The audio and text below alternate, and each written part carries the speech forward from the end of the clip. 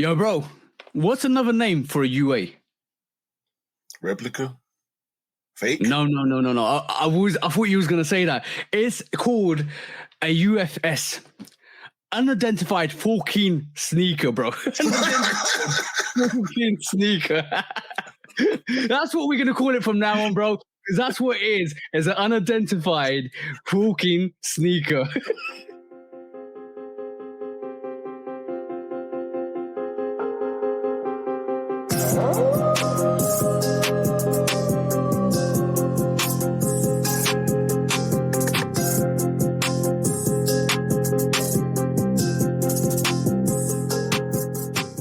Hey, what is up, guys? Hope you're all doing well. Hope you're all looking after yourselves. I hope you're all doing the crazy things that you need to be doing to keep winning and to keep excelling.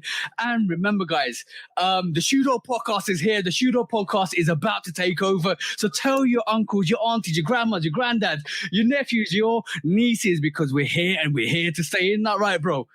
I ain't planning on going nowhere. You talking about? We're taking over. Yeah. What is up, bro? Because I know you was on holiday in there last week. And you got to tell us about your experience. Well, shout out to South Florida once again. Shout out to my brothers. I ain't get to see all my brothers, but I did get to see King Rod. We kicked it for a little while, so shout out to Rod. Aventura Mall in Hollywood, Florida. So if anybody has luxury, I'm pretty sure y'all got a luxury mall, right? Yeah. We always have a luxury. There's luxury villages here, by the way. There's all the store, all the high end, Gucci, Fendi, Prada, Louis, all them, Rolex, all of them, right? Here in Atlanta is Lenox. That's our luxury mall, right? So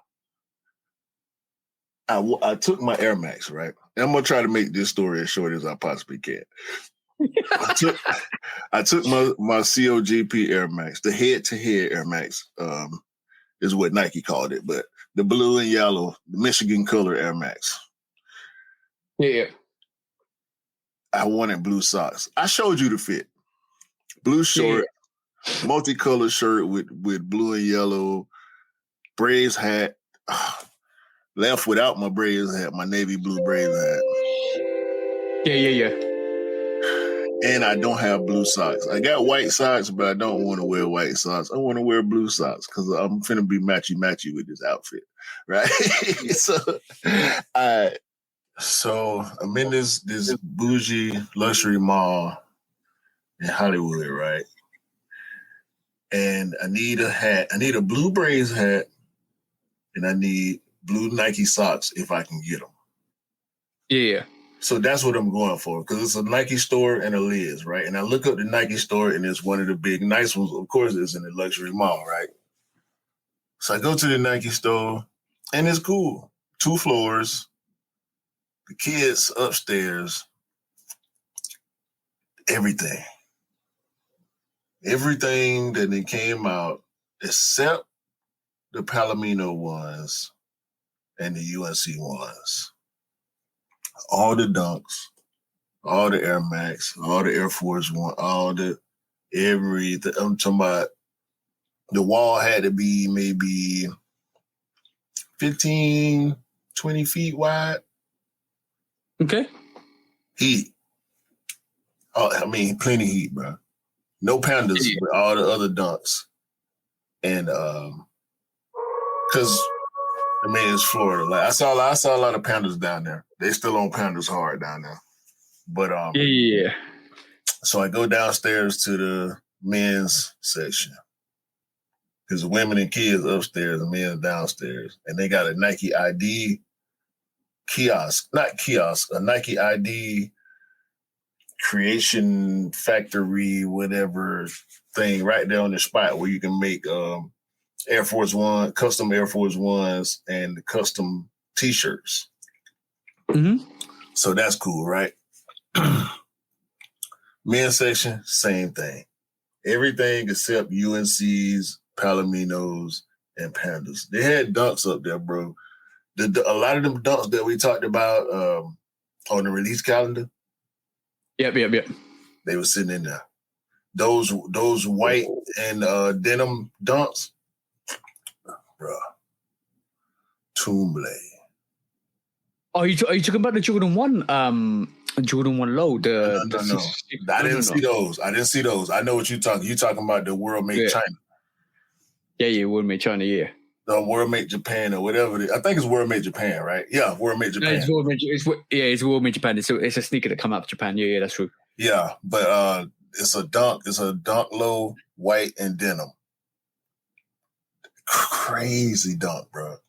I don't know why they should have dropped that last year in the middle of the dunk craze. But anyway, not that they wasn't dropping some solid dunks in between the, GR. Did you get a chance to see the Crenshaw dunks or anything like that? No SBs, nothing like that. No SBs or nothing. Oh, so it's basically a more luxury Nike store. All the retros, all the new runners, the Pegasus and all that. Plenty Air Max 1s, Air Max 90s. I saw a lot of good stuff on feet too. I saw the OG Air Max 1s on feet, the blue. I saw a guy, he had you, bro. He killed you. He had on the full, and we in Florida, he had on the whole Florida A&M fit with the Florida A&M LeBrons. I said, he got it. He got it. I'm talking about the hat, the orange shirt, the green shorts with the black socks with the black LeBron, Florida A&M. I mean, it was nice though. But I ended up copping a couple T-shirts. They didn't have no navy socks, unfortunately. So, but I did give me some new socks. I needed to. My wife wasn't gonna let me leave that without buying some new socks. And so shout out to her. Went to Liz. That was a disappointment. I talked to the dude at Liz too. I'm like, bro, why they got you in this bougie ass high finger mall? All these luxury stuff, like Gucci right around the corner from you, and you got this no fear God hats, no paper planes hats. I mean, he had a decent selection, like a normal selection that a Liz would have. Yep. But to be in that mall, you're supposed to have all the super dope hats. You know what I'm saying? You should have limited stuff in there. Like, come on, bro. The Louis store right there. Like, you got this man in here with these GR hats, bro. Yeah, but man, it is what it is, bro. It is what it is. Sometimes there's a random store just pops up from nowhere in a place that shouldn't be there. You're like, one of these things doesn't fit. Right. So I leave. I did get a hat, but it wasn't the one I wanted. So I leave Liz. My wife, she was doing something. She went somewhere and got something. Some gelato, some tequila infused gelato, which was cool. I go check out Foot Locker. Foot Locker's trash. Trash, bro. Wait, bro. Oh, during COVID and after COVID, when hasn't Foot Locker not been trash? Let's be honest. I don't like trashing retailers. I do not like trashing retailers, but we have to call out bad. They trashed us. Bad business. Yeah, of course they did. Called us soft. Yeah, well. Yo, moving swiftly on. Carry on with your story from vacation. We're about to enter the TJ takeover in a bit after your story. Bro. Yeah. I know. I gotta get it out of the way. So. Because I'm not going to try to take over later on like you did me last week. Oh no! So this podcast is going to be how many times can you make Q laugh? I'm not even joking. Oh my god! So meanwhile, I go. It's we got there Tuesday. We're leaving Saturday. You know, I had a package on the way, right? Oh yeah. Situation number one, bro. I had to put my package on hold because it was signature required, and I didn't want to inconvenience any of my family members, which it would have been my sister or my sister-in-law.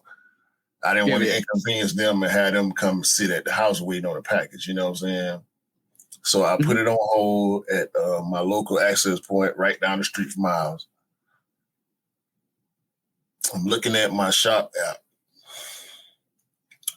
It was supposed to be delivered Tuesday, but then it got pushed back to Wednesday. So I see it go out for delivery on Wednesday.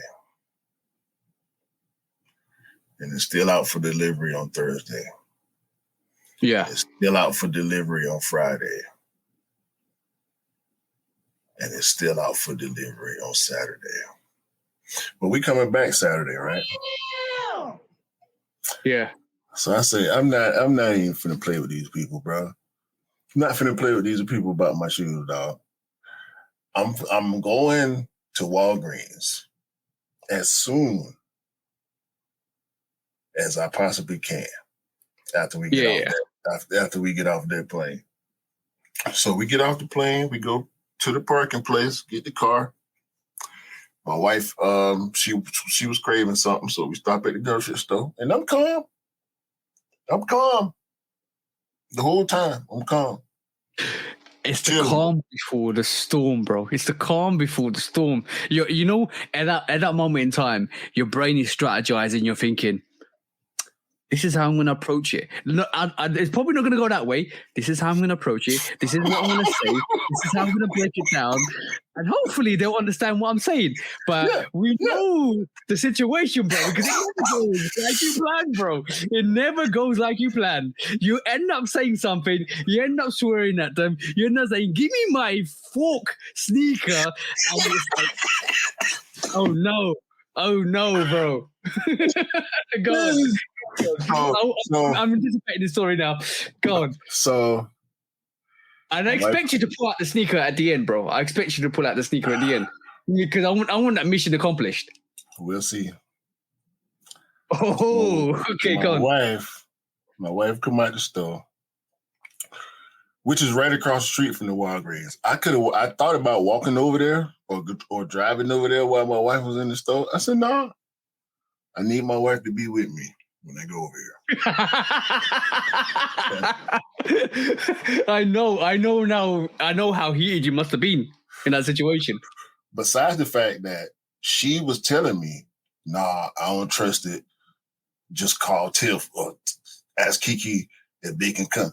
No, I don't want to inconvenience nobody because we decided to go on vacation a week and a half after one of the hottest sneakers of the year release, and I actually got it, and it's coming in the damn mail. And Union take a week and a day before they even create the label. No, not create. Yeah, before they even create the label, and it ain't their fault. I don't want to bring them into this, right?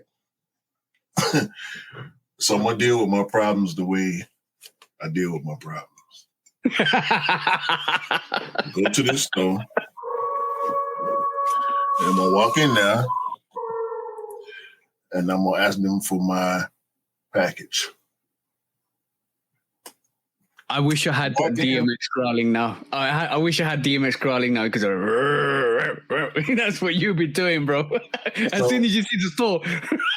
So look, we get in the car. My wife come out the store, go across the street. And I pull up in the Walgreens parking lot, and she say, "What you coming over here for?" I said, "Get my damn shoes." She never forgot, which is great. I'm so glad she forgot. Right as I'm pulling up, I see a lady and a kid coming out the store. Lady got on, "I'm on my earphones."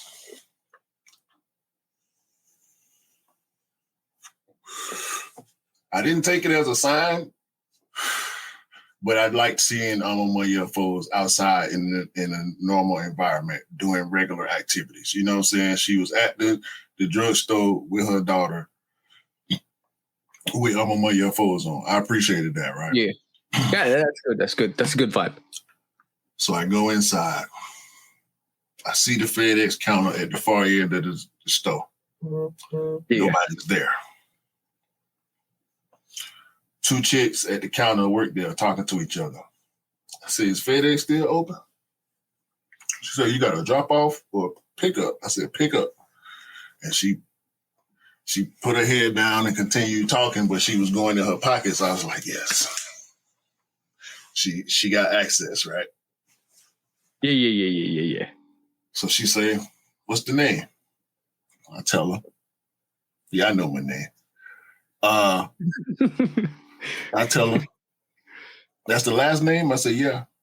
Spell it for her, different. My last name different, I don't want nobody to get it confused, right? So I spell it for her. She walked behind the thing and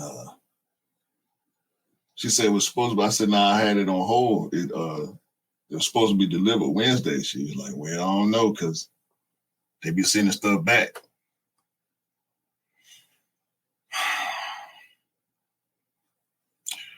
I let her do her job. Yeah. She walked back there and I hear some rumbling, some shuffling. She said, you know what it's supposed to be? Like it's supposed to be, I said, it's a box, like a medium-sized box. Mm-hmm. She's ruffling and shuffling. And she came out with a box. She said, what's the first name? I told her my name.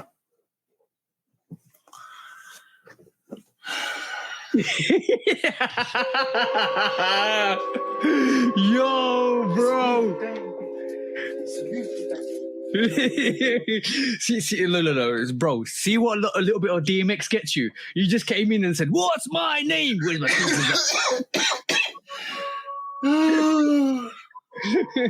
you start saying, "Where's the dogs at? Where's my sneakers at?" Where? And I told her, I said, it's been saying out for delivery since Wednesday. And she said, oh, that's because when they dropped it off, they didn't hit the button to show that it was delivered. Yeah. I think that might have saved me. For you to go there, yeah, it definitely did save you, bro. It definitely saved you to go actually to the store to pick it up. No. You left it there. I was supposed to go pick it up, but the driver never marked it delivered. Yeah. So that might have saved me time, because I don't know if between Wednesday and Friday or Wednesday and Saturday, it might have got sent back. Like they might have sent it back Saturday when the truck came, you know what I'm saying? Because I didn't get there until after 7:00 in the evening, So that FedEx driver not doing his job probably might have saved me another week of tracking down my, you know what I mean? Yeah. For sure, bro. But like, what do you think of the Union one, bro? In the summer of '96, in hand now, because I had it in hand, and I've changed the laces and done what I want to do with it, bro. What do you think of that, especially the footscape element of that sneaker? It's weird. It's I ain't got this a one of a kind for my collection. Yeah. Much like the Sashiko. Yeah. You can't even consider this like a Union one, like from the original Union ones. Not at all, bro. No. I do. I fully give them all the credit for doing this. I mean, you can't not. But I get what you're saying. Also, is in comparison to the first ones, there is none. Exactly that. Exactly what I'm trying to say. There is the only comparison to this sneaker is the Footskate Nike. Yeah. And you know what? I'm looking at the Footskate Nike a bit more differently now, because I'm like, that is actually dope. The way they do that, that's actually dope. It's the way they did that. Best Boutique and Union and Chris Gibbs and the team from Jordan Brand, the way they executed that, I think this is totally. I can't compare the first one to the second one, even though it belongs there, because it's such a unique sneaker. And I think over time that's going to mature really well. That sneaker itself is going to mature really, really well. I wish they would have did suede instead of felt. But I do feel like now that you put the word mature into it, I think the felt, although it'll get dirty easier, it'll probably last longer. As far as, yeah. But the materials, this leather is crazy. Yeah, buttery, bro. Buttery as hell. The stitching, the back tab. Like I'm still gonna drop my review, even though it's gonna be late. I'm gonna go ahead. I ain't did a review in a while too, so I'm gonna drop my review. I'm gonna give more thoughts on that. But I ended my vacation with a bang. Also, shout out to the Colorado Buffaloes, 2-0. Funko released the primetime Falcons pop.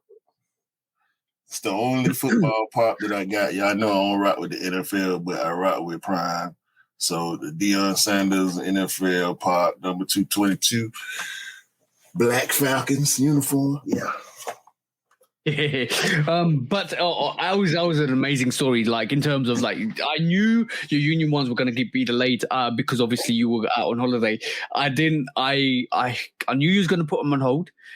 I didn't know you had to go and pick them up, but yeah, that was a beautiful end to a story because I just love the fact that you have pulled that sneaker out again because the lady gave it to you. That, like I said, just go in like DMX, tell him what your name is because what's my name, and then basically, what do you call it? Where's my sneakers at? Rather than where my dog's at, where's my sneakers at? That's all you need to go and say. Guys, bit of advice: if the shop don't give you the sneakers once you delivered it and it hasn't been delivered, and you go into the store, shout out DMX, growling like DMX, and they'll give you your sneakers, bro. That's what I'm saying. But on the actual sporting front, I had a question for you, bro.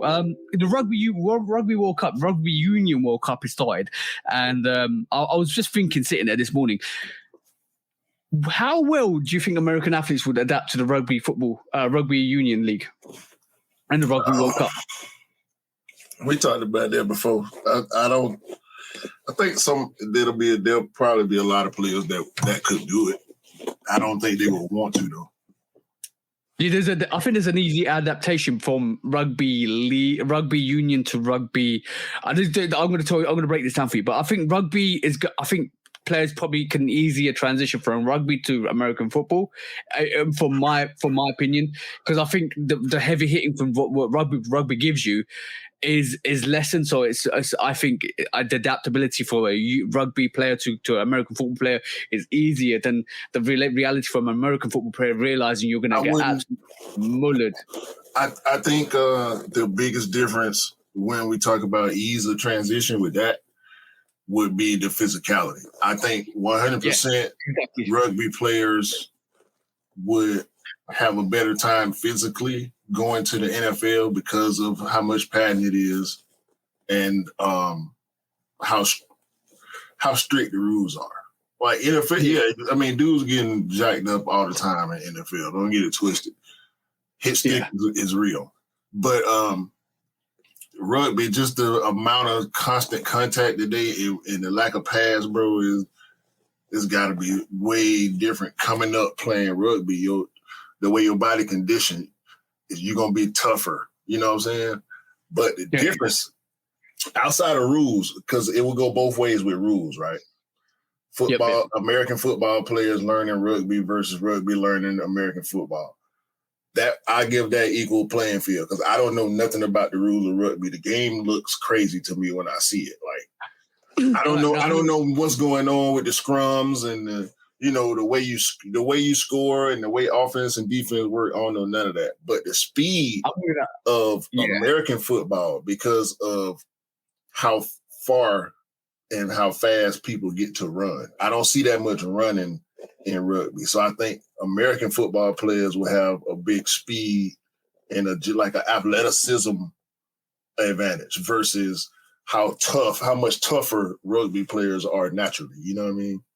Yeah, I agree with that. I think the fact is the American football is a bit more fast paced in terms of like going down the flanks and strategies as well. I think there's a lot of strategies behind rugby, not to kind of downplay blame it. But they don't throw in rugby. Do they do forward passing? No, you can't forward pass. You can back pass, Exactly. and it's more. Yeah, I think that's the only difference between American football and rugby is the fact that you can back pass. In rugby, you have to back pass. American football, you have to transition forwards as well because obviously you got to kind of use advantage of play. But this is gonna complex you even more, or gonna confuse you even more. There's two types of rugby: rugby league and rugby union. Right? Rugby union is where you get the scrummages, is where you get you got to retain the ball. You got to once you're down, you have to let go of the ball so your teammates can grab it. Right, so there's no transitions, there's no takedowns, there's no stoppage. There's no stoppage. It's a fluid game.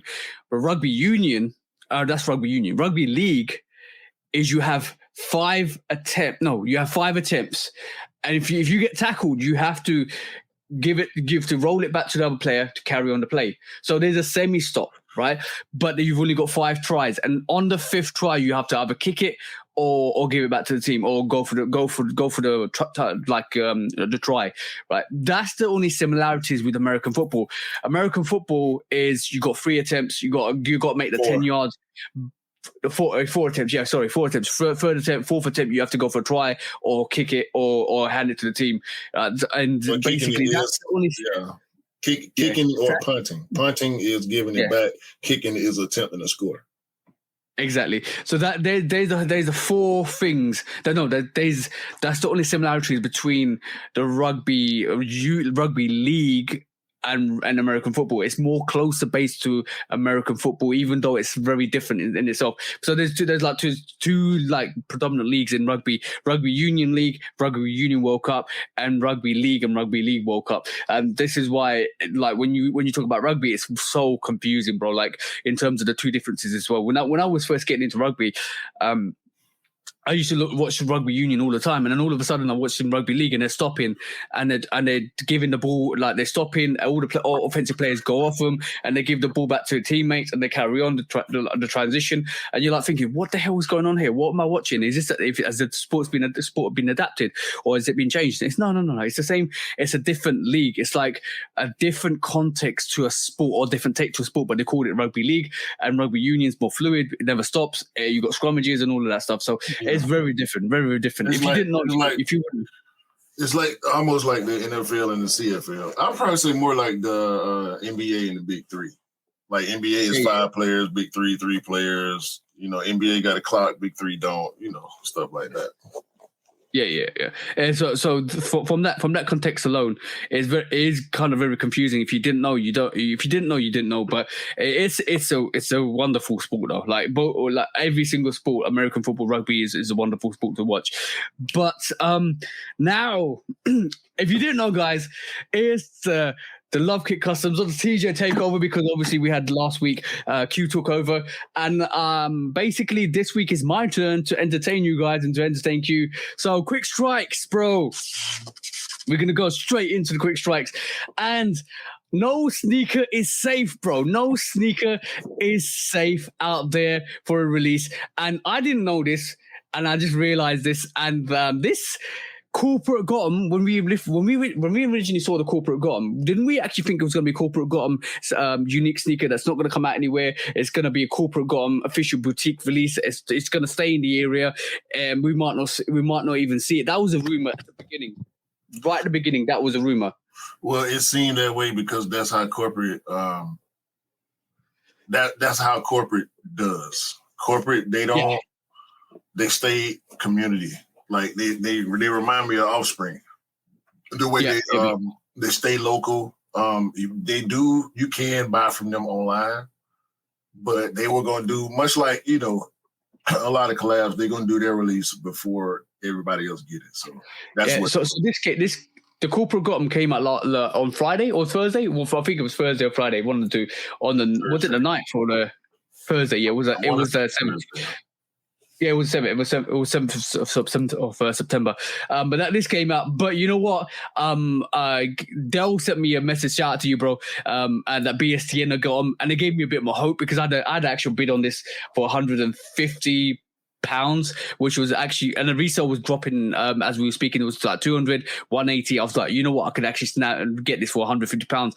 And then I realized all the boutiques, all the retailers actually started dropping this visual, and I'm like, yo, bro, this is coming out everywhere. So on that, bro, I was just thinking, no sneaker is safe in terms of, remember back in the day, you get a COJP, you get a boutiques release, and it just stays in the area. You got this corporate it stays in the area. Now it looks like sneakers are so globally influenced that they can't just do regional releases. They might do one like last year, like Sneakers Day. You got Wasabi, Air Max 1s and stuff like that, but it's still accessible to the point where you can still get it if you want in the secondary market. And it's not like it was before. The sneaker game is massively changed over the last 10 to 12 years to the point where there's no longer any limitations, even though I'm a bit annoyed that the Huarache highs or some of the Air Trainer SC highs don't come out here. But I do believe in the next 10 years, if that movement picks up outside the States, they will be coming outside the States. They have to. Especially some of these boutique owners and operators, they speak on inclusion. And it's great to see. We seeing more and more boutiques start to get collabs. Like Nike is giving SB treatment to a lot of these boutiques now. You know what I'm saying? And we love it. We gonna eat it up. Most of the time, we gonna eat it up. This is one of them ones, corporate. They hit this out the park. I'm not going for it. I mean, I could have copped it. I hope I ain't knocked nobody off. I jumped in the line just to see how easy it was, and I could have had it. Bro, maybe it's just me. Maybe I'm just good at manual cops like that now. But I saw it. I jumped in the line. I got in real fast, real easy, and I'm like, bro. And I just I had to get out of there because I was looking at it like, I don't need it, bro. I don't need it, bro. You know what? This sneaker is so damn gorgeous. That teal green on this sneaker, yo. I was sleeping to a point where when some of the new releases, I wanted the New Beginnings airship. That's dope. But the new variations of the colorways, which were I wanted what do you call it? Airships as well. I wanted the band airship again. Okay. But like basically the airships that were coming out, you had all predominantly white with a bit of color, like yellow or orange or green. And I was like, okay, cool. I like it. It's dope. It's nice. But I'm not feeling the materials. I want the materials to be better. I want it to be premium. I want to be soft. I want it to be breakable, that it doesn't kind of destroy the fluidity of the actual silhouette. I want it to be amazing. And then the tech grays came out. The tech grays just changed my mind on the airship. I wanted them. They were so soft, bro. That sneaker is phenomenal. I won't be surprised if that and the Every Game is in somebody's top 10 this year, because those two are fire. And then I thought, you know what? I still love the material. I still love everything about it. But the thing is, it's still predominantly white. Give me something that's going to be so crazy, it's going to spark my attention. And this is what happens. This is what happens when you ask the universe to give you something crazy. It brings you crazy with an additional spicy jalapeno on top of it, bro. That's what I'm talking about. This sneaker is absolutely fire, to my opinion. I can't wait to try and cop this next week or this week coming. Because this is officially releasing in the UK on the 15th of September, which I think, or 15th or 16th of September, which is this week coming. I can't wait. I cannot wait, bro. You should be able to get it. I don't think corporate got them really. They got them on the back. People don't realize is part of their branding. They gonna yeah. But that's just make so much more sense to have a Nike collab. You know what I'm saying? Yeah, look at the box, bro. Look at the box. It's crazy. Look at the box, bro. Bro, I've been looking at this sneaker for 2 weeks. You forget we know a guy named Mr. Miller. Yeah. Shout out to you, bro, Mr. Miller. Absolutely dope. This sneaker, it's got corporate on the side, on the actual lateral sides. It's got GOM at the back, bro. Just for the hysteria of actually getting that GOM sign, because Nike like to give us that GOM sign. This sneaker's dope. I don't care what anybody's gonna say to me. The colorway is dope. The materials look hairy like the the Towley and the UNC 4s. I hope it's gonna be as quality as that. I hope it looks like it's new but green on the actual toe and swoosh and back panel. It might be leather. It might be the mixed material between the two. But this is so fire, absolute fire. This is such a bro. I'm just gonna say this is one. I'm gonna wait for the summertime next year to bro, beautiful sneaker. And the resale is not going to be much either. And I've already entered the draw for this because this is so damn good, bro. Yeah, it's the suede is hairy, but it's really flat. Like I said, Miller sent me, a bunch of pictures of his pair when he first got them a couple weeks ago. So yeah, I'm done. I'm done looking at these. Like we already know what this is. It's gonna be on somebody's list. I don't know if it's gonna be on these big publication lists, but a lot of people are gonna have this up there at the end of the year. I know. We need to recognize when Nike and the boutiques bring something special to the table and something new to the table. This to me is like the equivalent of like the radical way the Union Summer of '96 looks. It's so different to what you expect that it draws you in. This is like the 5 Jordan, bro. 5. This is to me is like the biohack Jordan 1. It's so different. It's just beautiful. I agree. Yeah. Okay. Next, quick strike. Moving on, bro. We have you had your first sneakers day, bro.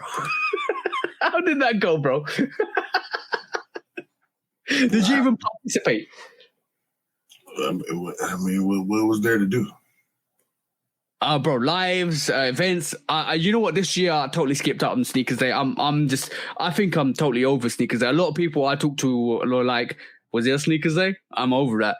I think a lot of people are fed up because ain't nothing happened. You can kind of emphasize the whole nothing happened really, because the only thing that really dropped was a shock drop for the actual red cements or cement reds. Which was a Jordan 4 red cement that actually released yesterday. There was a shock drop for that, but we had the Footscape cow print. I think that's actually a dope sneaker. The Big Bubble 86 Air Max 1 World of Korea, and then obviously we had the World Mate Japan, which is the Jordan 1, and we basically got a TM Plus, and obviously Dunk Low. That's what we basically got, bro. It's probably better than what we got last year and the year before that and the year before that. So this is the first time you guys in the States have got sneakers day. Man, what can I say? It's a disappointment after disappointment after disappointment every single year with sneakers day. And you know what? I would have thought they would have brought way more heat. They would have dropped way more special things because it's the first time the US have got sneakers day. But they just kept that same energy, bro. Like, we got the KOs, the blue and gold KOs, the 4s. They were already on our release calendar. Yeah, I think those. Did the Air Max 1 come out yesterday? I think, it did here. The Obsidian Big Bubble. And they shock dropped the white and red dunk lows. Okay. That's. I think we got those as well. There was.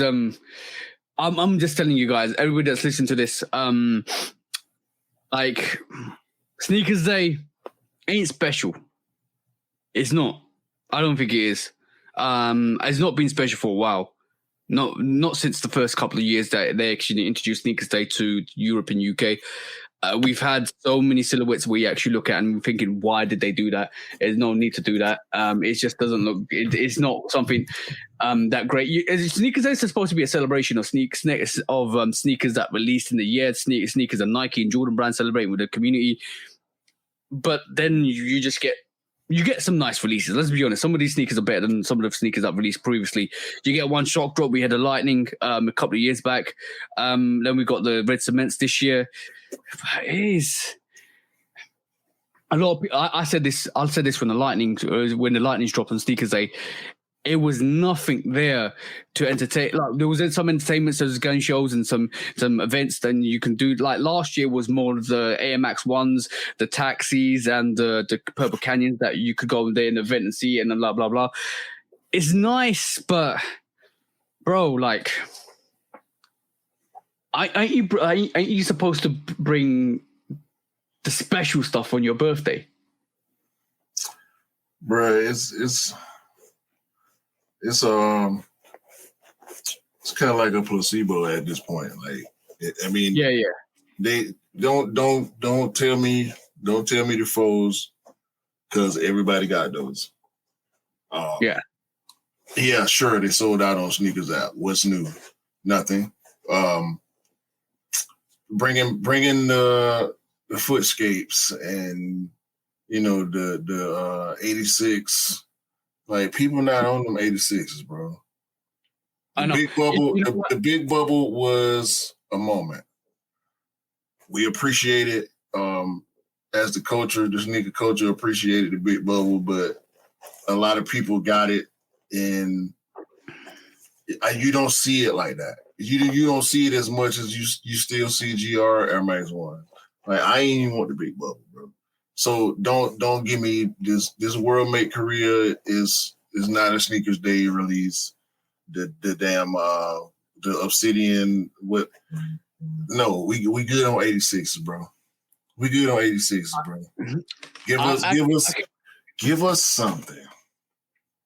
I can name 4 sneakers that will destroy. I'm not destroy this line. I'm gonna be respectful to these sneakers because obviously people love these sneakers. Some Dunk Lows. Come on, bro. I'll give you 4 sneakers that would have fit so perfectly with this release. The same sneakers that. Never mind. Go ahead. I would drop, right. If I was in charge of Sneakers Day, I'll drop the Lost and Founds again, right, as a shot drop, just to treat people, right. I'll drop the Union Ones again. I'll drop the J Balvin 3s as a shot drop for limited people. EA, especially if you and the way I'll do it is in within every live there'll be a quiz, and if you get 100% on the quiz, you get a chance to EA for the Balvin 3s. That's fine, right? And then I'll drop the Born and Raised SB Dunks lows, just because they hasn't been released. They're so super hyped at the moment, and obviously due to the passing of the actual Born and Raised owner, it would have been quite a nice tribute to him to drop that sneaker on Sneakers Day. That's 4 sneakers I've just told you. Then there's so many more that you can do. That's 4 sneakers that I told you just right this moment in time that would have made Sneakers Day absolutely epic. But bro, it is what it is. I'm gonna tell you guys, just enjoy Sneakers Day as it is. Just it's another day. It's another day of an excuse for Nike to really drop whatever they want. Man, they can do things, man. They can do things. Of course they can. Of course they can, bro. And I don't see why I don't see why they don't either. We can't say why, but they should do things. They should do more online. Definitely online, exclusive access, restocks. Like, they did a reserve the day before. Or 2 days before? Yeah. Why? Why not do the reserve on Sneakers Day? Why not have every content creator y'all got on y'all roster? And we know it's a bunch of them. Have the collaborators, have James Whitner, have Chris and Benfy, have Pata, the people from Pata, have Eric Costin again, the people from Nike SB. Have everybody drop something on their show. Like you said, the Union Ones. Have Chris and Beffy, do a little 20 minute live. And in the middle of that, or at the end of that, Union restock. Make it limited. Just give us something. It ain't got to be 100,000 pairs. Drop 50,000 pairs to people that's interested in hearing Chris and Beffy talk. You know what I mean? I got Drop. exactly. I'm gonna add on to what you just said. I'm just gonna add on to what you said. Shoe Dog Day, one day, hopefully in the near future, we will get. You know what? If Nike's not going to do it, we could possibly do it, and maybe in like 5, 6, whatever, how long ever it takes, right? Because what we need to do, and I think there's a massive disparity between sneakerheads and the brands now, and it's becoming way more obvious. Because for me personally, when I look at stuff like this, and I want to look at releases, and when I look at Yeezy Day and Sneakers Day and all of that stuff, for me, it's becoming an excuse to sell sneakers again to the community, but or to people that want to pick up sneakers, or to general public. But to me, that's not a problem. That's not a problem. Everybody run into. We all run into it. We all want. Yeah. But we want y'all to give us all them rumors and people talking about.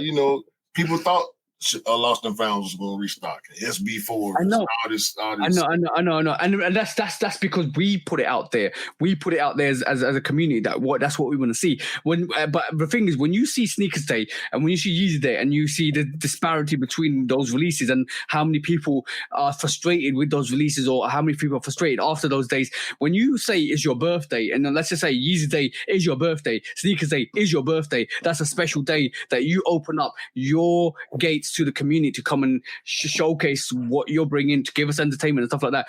Now, I'm going to give you one example, and if we can ever do this, it could be amazing. I'm going to give you one example of how you can make Sneakers Day so damn good, right? That I don't think a lot of people be arguing. Like, you could invite people from the continent, right, to come and put an entry in, or put a chance to actually do this on Sneakers Day. Get a Union, a J Balvin, a Khaled, and all of those people to go specialize. I know it's going to take a lot of time and effort. Specialize a day when they sit down a month before with the selected people to design a sneaker. So imagine you working with a Travis Scott, you working with Khaled or Union or Chris Gibbs or anybody collaborator, even Amma Manier. You are there to design a sneaker with that brand, with that boutique, and with that collaborator, so that they can actually release that sneaker on Sneakers Day, bro. Even if it's 6 months or a year out, because that means you're bringing, as a community, on Sneakers Day, a special release with a collaborator, and it becomes a collaboration with the community, with the designer, with the artist, and it becomes a sneaker that's going to be renowned as a sneaker that released on Sneakers Day, because that's a birthday that you're going to celebrate with the community. That's what it's all about, bro. And if they did that, bro, you know how many people would want to do that, and you know how many people would have the innovation to do that. But and you know how many people would love that event. I think that's far-fetched. I think they better off doing it themselves. They don't necessarily have to be collabs. But we didn't have a Sneakers Day sneaker. What was the last Sneakers Day sneaker? The Air Max 1, yellow, tall yellow, yeah. Yeah, so they need to do a Sneakers Day sneaker every year, or a couple Sneakers Day sneakers, like they do Halloween sneakers, like they do, Easter sneakers, Christmas sneakers. It's multiples. So if they really want us to treat Sneakers Day like it's a thing, they have to make it a thing for us. They have to make dope sneakers that represent Sneakers Day. I'm not opposed to them, getting with collaborators is great. We love that as sneakerheads, but they don't have to for Sneakers Day because no. I'm just giving you. No. I'm not, bro. I'm not just trying to dispel none of that. I'm saying that would be great, but they don't have to do that. And no, of course. That's the part that's infuriating as a fan and as a consumer, because we feel like it's easier said than done. True. But we're not asking them to jump over the moon. Just make it fun. No. You know what I'm saying? Exactly that.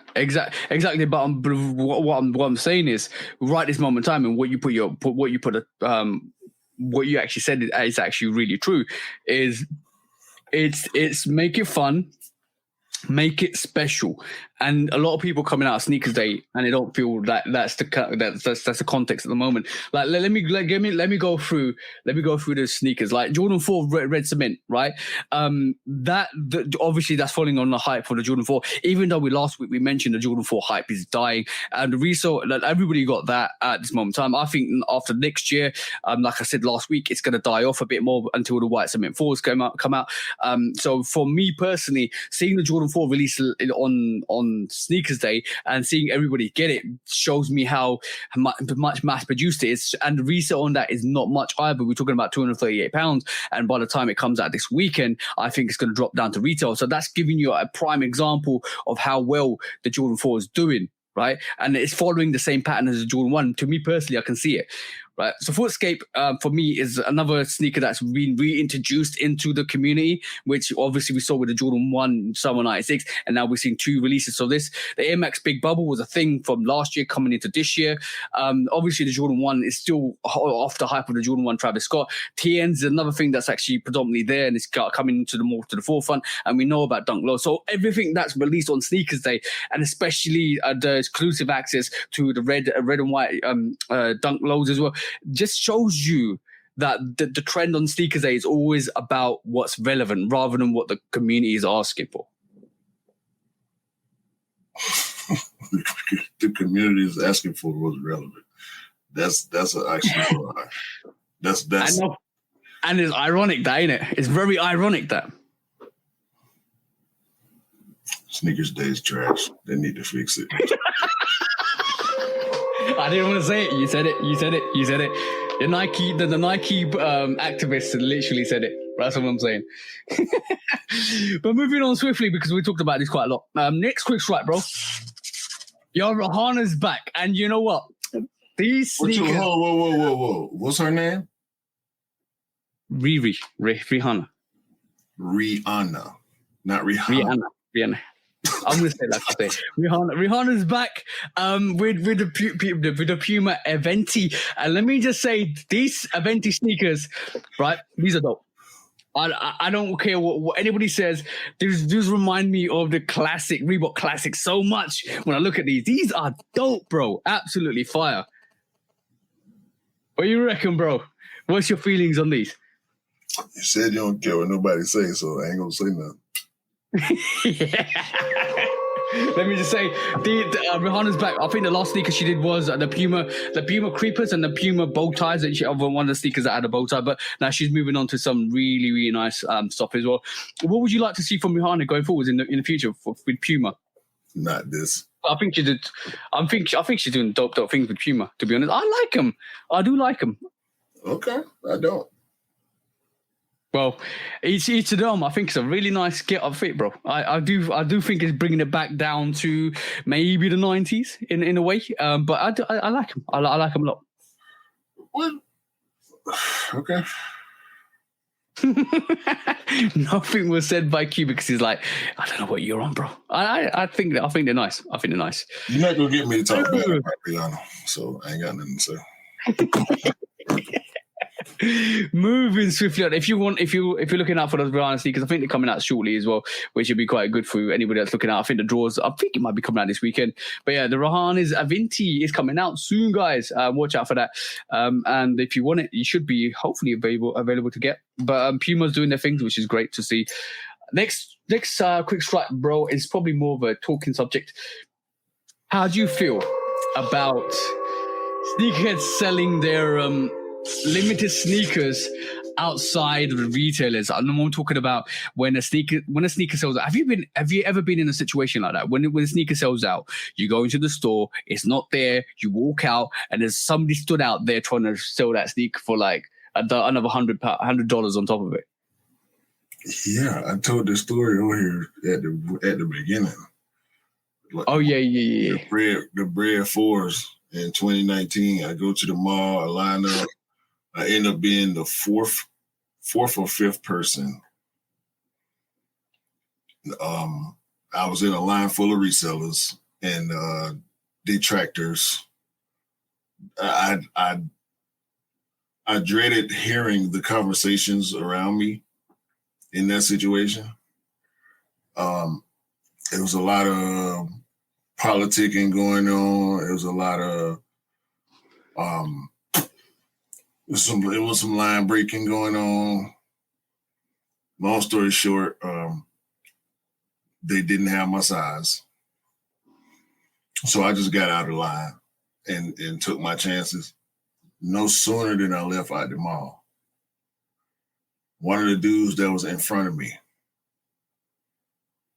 that bought my size, he had on a size 8.5 or 9 on his foot, but he had my size 11 trying to sell it to me for $400, and I know you just bought it for $200. Damn!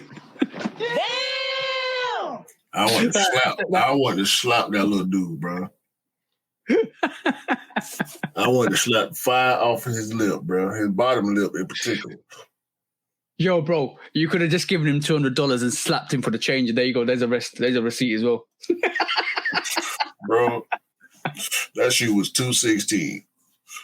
He trying to get me. He talking about. Soon as I walk out the door, bro. Hey, big dog. Don't talk to me, bro. I'm gonna hurt you. I'm gonna hurt you out here. I'm gonna hurt you know out. what?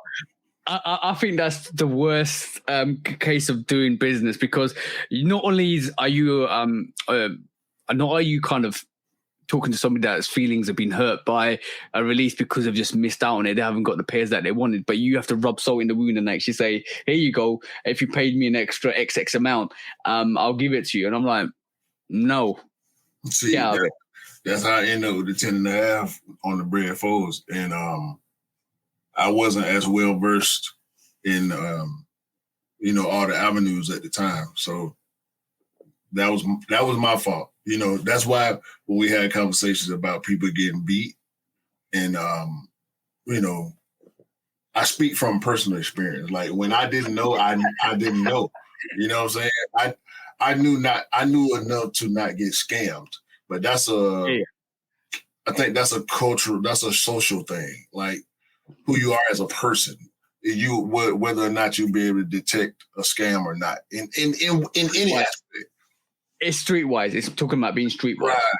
Right. So I was able to keep myself from being scammed. Like I wasn't dumb enough even when I didn't know, I wasn't dumb enough to go on.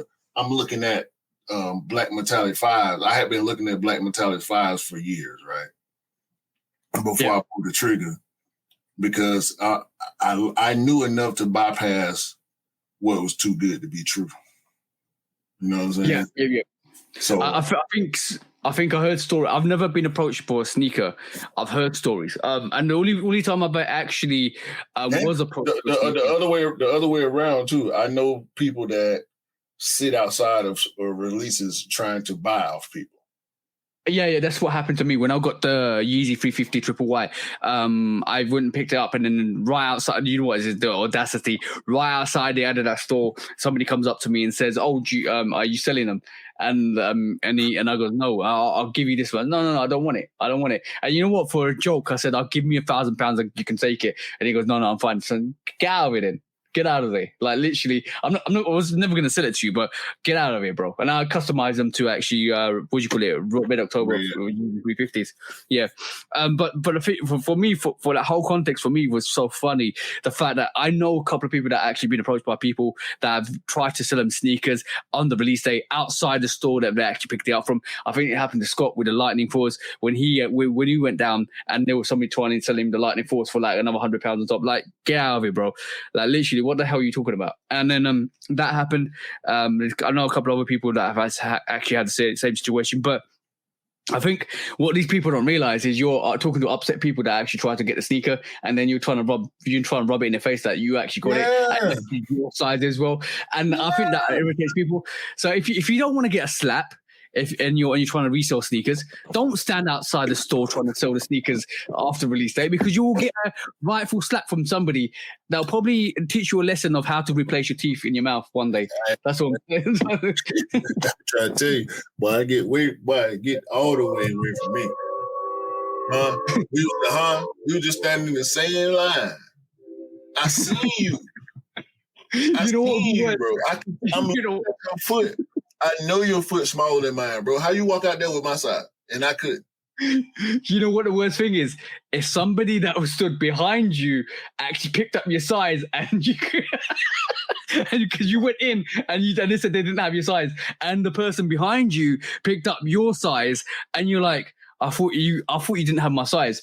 You know that's been backdoored properly then. That's worse, bro. That's worse. Yeah, that is absolutely worse. I ain't know no resellers at the time either, so I wasn't all the way up on how the back door worked either. So I knew I was in line with a bunch of resellers. I know that. And this was a get up at 7:00 in the morning and go be in line by the time the mall opened situation. You know what I'm saying? So this was a full, not a camp out, but a full lineup situation. I had been in line for like an hour and a half. They did open the store a little early just to get us out the mall. But yeah, man, that ain't the first time that's happened. That's the first time it happened like that where I didn't get the shoe. But it's plenty of times where, because if they see you come out with a bag, they're not gonna say that to you. But I see them out there stalking. I know what they're doing. They standing there with 2 or 3 bags by themselves, not leaving. I already know what you're doing. Either you waiting on somebody or you out there sniping. Yeah, no, that's crazy. That's crazy. But yeah. If you do that, you officially bastardize yourself. Congratulations. Next week's right, bro. I just wanted to raise that with you. I just wanted to kind of see your opinion on that because I know what I won't. I will never react. I'll just say no. I'm just not interested. Because I'll try and find a deal somewhere else. But I think that's like the British way of saying this. That's taking the piss. That's what it is. He's literally preying on vulnerable consumers and spiking up prices. It gets to the point where it's as bad as sculpt. What would you call it? It's an American word where you sell tickets outside the arena. Scalpers, yeah. I was going to call it scalping for some reason. Scalping, right? That is the sneaker. That's a sneaker variation of scalping. Literally standing out the store, knowing that somebody didn't cop, and you're like, you can have my pair, but you got to pay another £100. Next week's right, bro. Cap.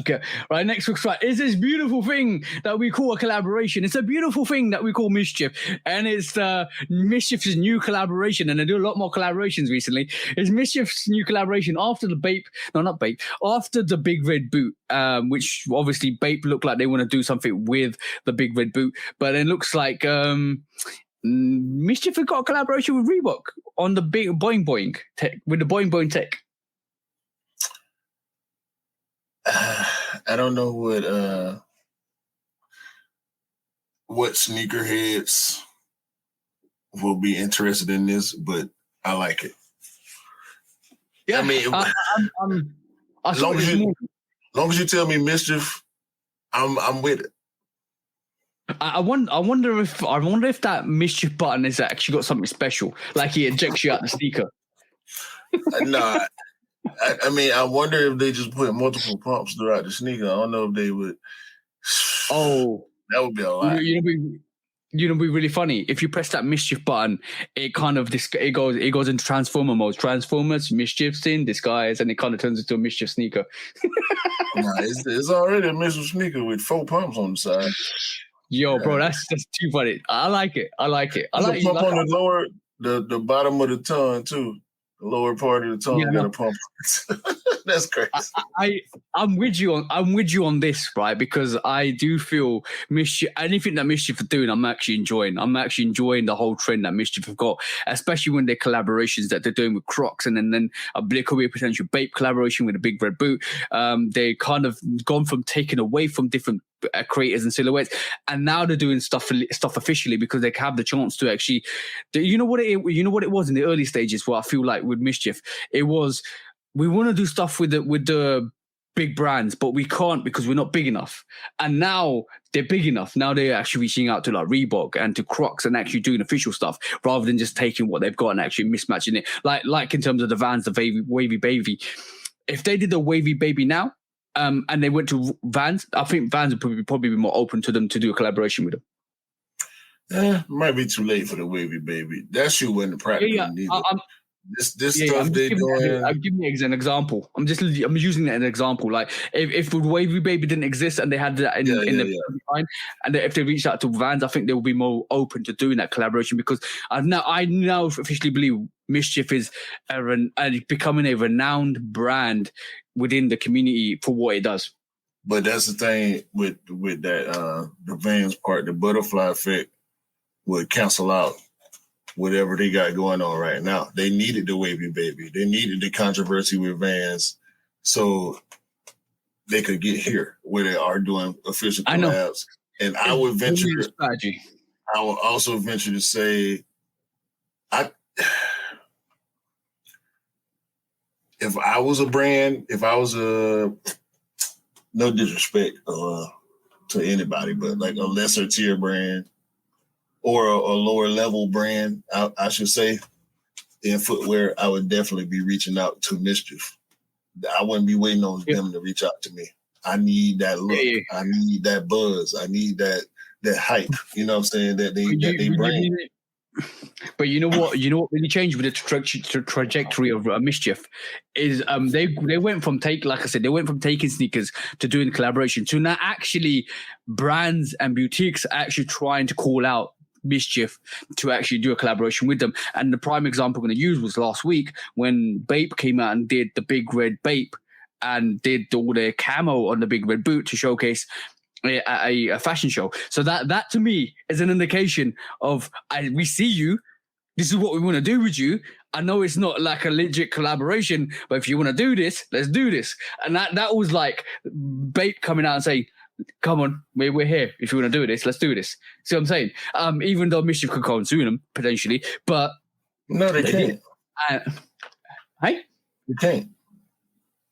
They can. You can't. They not buy. Where can you buy the big red Bape? Where can you buy it? I know you can't because they're not selling it to the mass public. But it's still like a rip off of the big red boot. No, it's not. It is a big red boot that's been covered. It's a custom. It's a custom. So they can't do nothing about a custom. I know, but the thing is, they use the custom notoriety to actually say, we're here. Let's do this. You really want to have this conversation? One of your favorite creators is Malcolm Garrett. All he showcased is customs that he painted, and he offers services. He can make the shoe look like the one that he's showing on his Instagram page. It's the same thing. I'm not going to say anything about Malcolm Garrett. You can talk to E about him because obviously he's had some bad experiences. But I don't like him. I don't like him. That's your dude. I told you what happened with him. We'll talk about it later. I'm just saying though. I'm just saying. People, bro. We just looked at the retro fashion Doug shoes. So it's the same thing. And they actually selling those.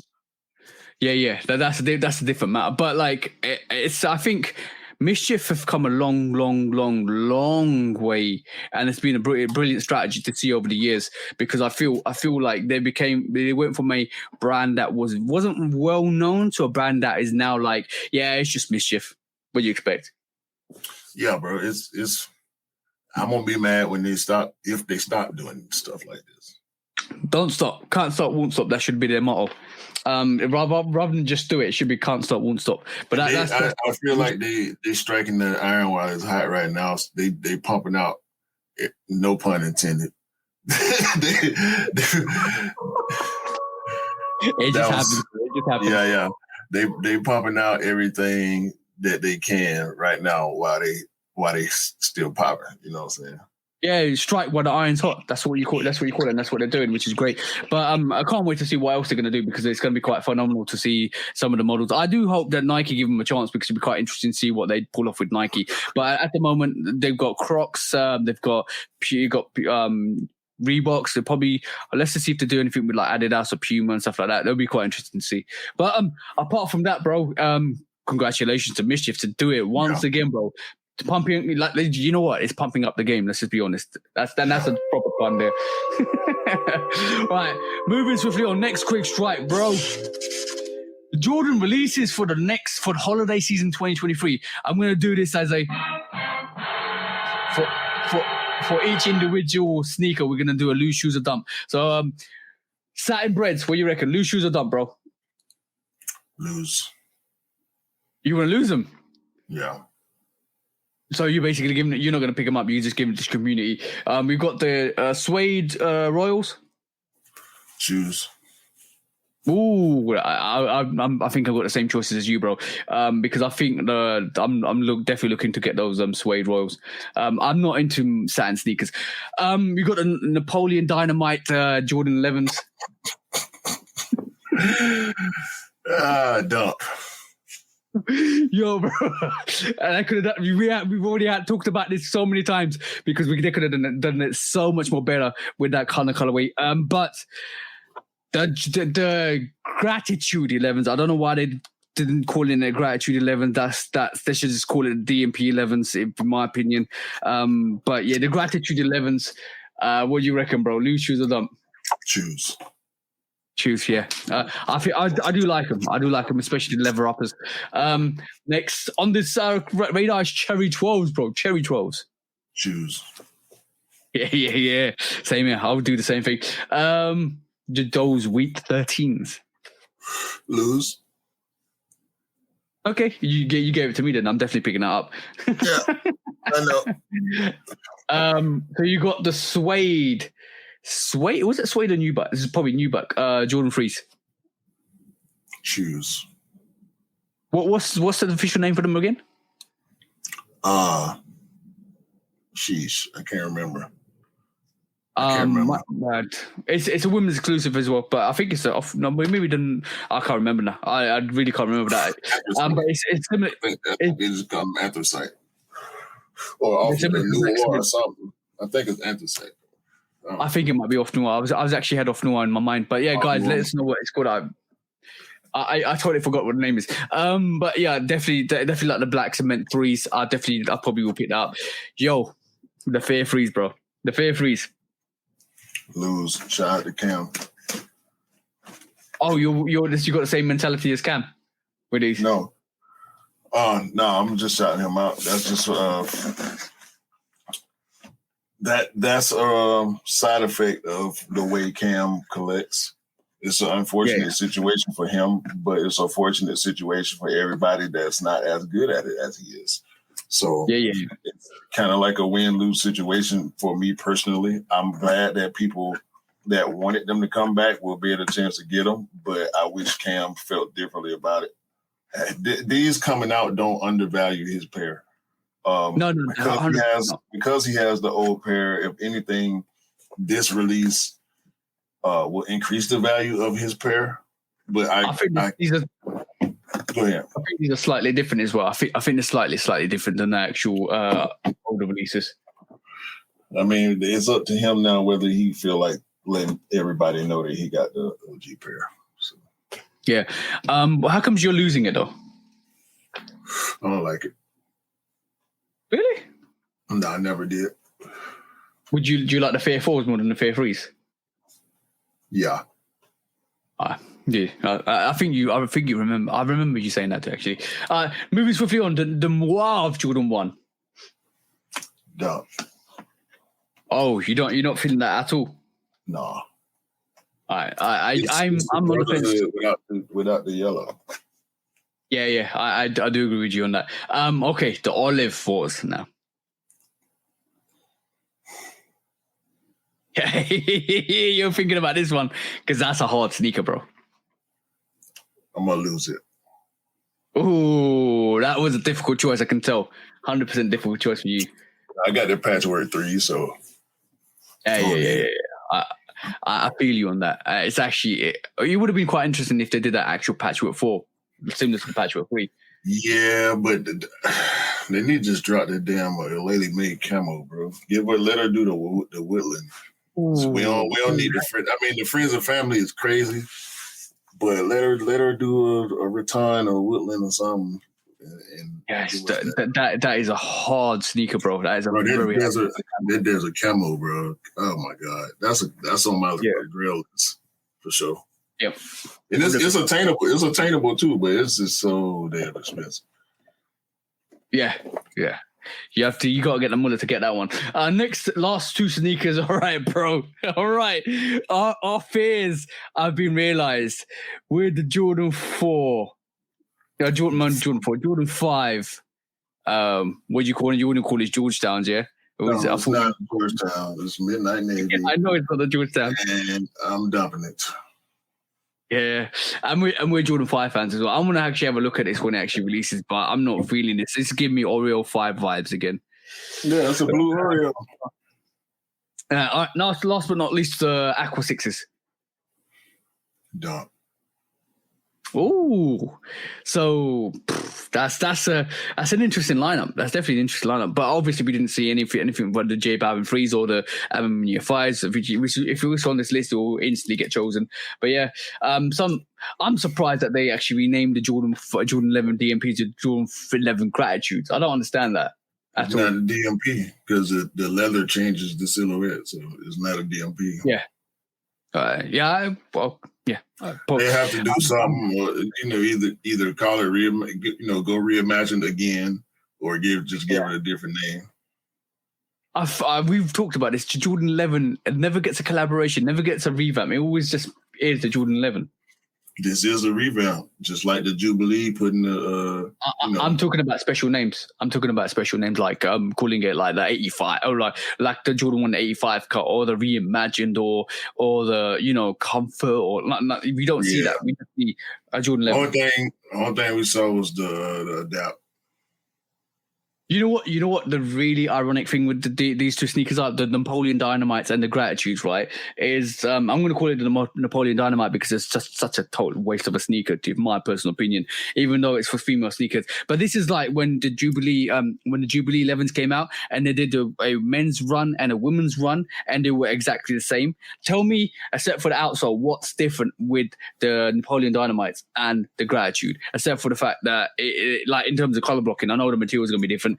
But it looks exactly the same, bro. Close enough. I mean, maybe that's, but it's tacky. They look tacky next to each other. Yeah. That Neapolitan, bro. That brown. We don't need not like this. Like Anthony Hamilton did it right with the brown with the gum outsole. All brown with the gum outsole. That was dope. But they're not going to give us that. So leave the brown alone with the 11s, bro. Unless y'all going to make a suede mocha 11 or something like that. All like the blue. All suede brown. Something like that. With the brown outsole. A chocolate brown translucent outsole or something. Like, we're not this, man. Not brown on a Concord, bro. Bro, we talked about this so much. We talked about the Neapolitans, that how different it could have been, how amazing it could have been. Even if you gave that to Travis Scott as his first collaboration on the Jordan 11, that would have been dope. To be honest, like he doesn't even need to be a collaboration. We've talked about how it could have been different. It just like it's a really, you know what? I'm going to say this wholeheartedly. This is a mockery on women's sneakers. Like, I know some of the women or the Smooth Feet gang want the Neapolitan. I just think the Gratitude is a way superior sneaker than that. It looks the same as that. It just is another Concord variation that would be so good for women's sneakers or Smooth Feet gang to wear. I just feel when you look at both of these pictures, it kind of brings a sense of what was the point of the Neapolitan 11 if the Gratitude is literally exactly the same from a distance. You have to get right close to it to notice the differences. That's them, bro. I don't know. All right, moving on. Chris Wright. All right, cool. Have you seen this, bro? Adidas are doing it, bro, with Stan Smiths and what do you call it? All the other shell toe sneakers. Bro, Gazelles, all of that stuff. They're doing things now, bro, properly. This is the Hello Kitty variation of the Adidas Stan Smith collaboration, which is supposed to be coming out soon. Yeah, it's okay. I ain't. It's not for you. No, it's not good as some of the other stuff they've been doing recently. It's not the worst. We know it's gonna sell just because it's Hello Kitty anyway, so it's already out of here. Sorry. This is no, it's not Stan Smith. Apologies. This is the Sambas, and I knew it was different because it's the Samba 2.0. It was just following off from the success of the Stan Smith. This variation is the Sambas, and bro, they're doing dope things. I think this is a dope sneaker for all the Hello Kitty lovers, giving you a bit of that pink effect and all that Hello Kitty print on it. More of a suede toe to it. It's dope. I think it's dope. Yeah, it's cool. It ain't. Yeah. Talking about cool runways, bro. Let's have a look at this, bro. Dwayne Wade in this jacked up Yeezy. I'm gonna call it a jacked up Yeezy. What do you feel about this, bro? I think this is so cool. I'm not gonna lie. This is not a sneaker. This is a cloud on your feet. I like it. I know you're not gonna agree with me. I do like it. If we thought Yeezy was making hovercrafts, this right here is a hover ship. Like, yo, bro, this came straight from Pluto on a one-way ticket to y'all monkey ass feet. Cause I'm not, bro. What in the D Wade? Listen. D Wade with who's he signing with? No. Let me talk to D Wade right now. Yeah. D Wade, I know you over there. Where's Li Ning? Is Li Ning in Japan or Korea or something? It don't matter. We know you over there and you living your life with your wife and your family. It's beautiful. It's beautiful, D Wade. This shoe is not beautiful, D Wade. Okay? It's horrible, bro. Listen to me. I love you, bro. When you came to the Miami Heat, okay? Let me just tell you about me. It was Vince. It was already Vince because Vince was there before D Wade was there. But when D Wade came in, he was my number 2 guy. Unfortunately for him, Vince played longer than he did. So he was always my number 2 guy. However, this shoe ain't a 2, it's not a 3, it's not a 7, it's not a 10, it's dog. And look, you got D-Lo up there looking goofy with you.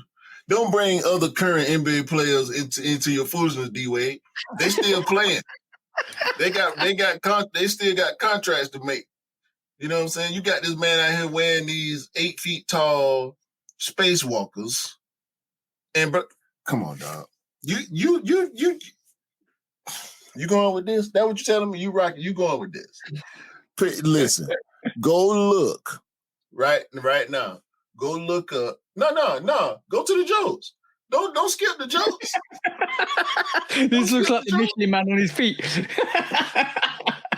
Go to the Dwayne Wade Way of Wade runway show. Just influence.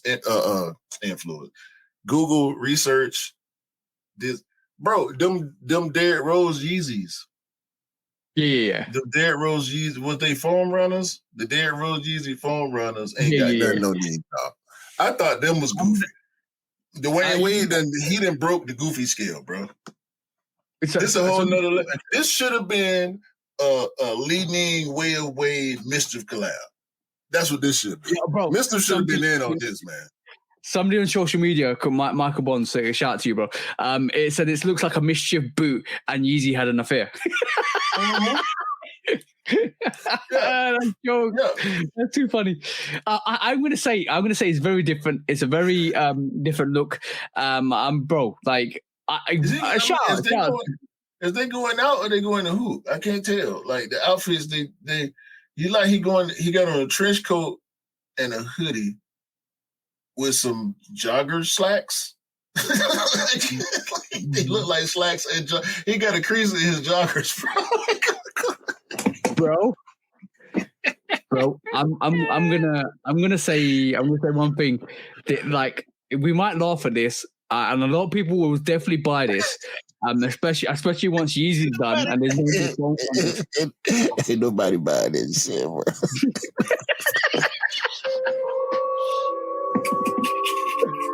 Right, and you thought this was funny. You thought this was funny. I'm about to show you something even more funnier. Have you seen this, bro? And let me just open this up. Yeah, you saw him. That's right. It's Triple B's, man. You know our flavor's getting tight. You got to get this shirt. Right in this take ball. Look how clean it is. Now, if you're into fashion, get this black and gold. And I'm going to tell you what. These right here, coming soon. And you thought Dwayne Wade sneakers were bad. This is This is the Triple B's. This is a big brick bullshit, right? This is what it is. Because LeVar Ball was basically saying these are the most comfortable slides he ever worn, and he's probably never worn. He never probably worn any slides out there. No. He probably hasn't bought a pair of Yeezy slides at all, right? No. And I can tell you, Yeezy slides are so comfortable. He's probably never bought any Nike slides out. I probably did. I don't know, but yo, bro, they legit look like. You know what? His ankles are struggling with that, bro.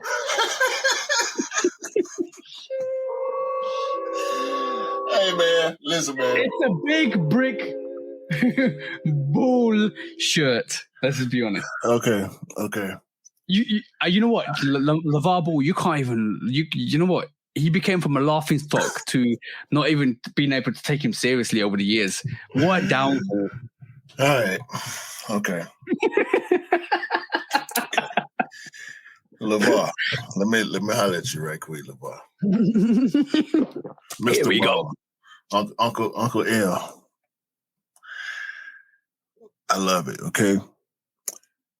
Your sons, you did everything in your power, including talking too much sometimes, to make sure that your sons had the clearest runway to success that they could have possibly had in the given field, which was basketball.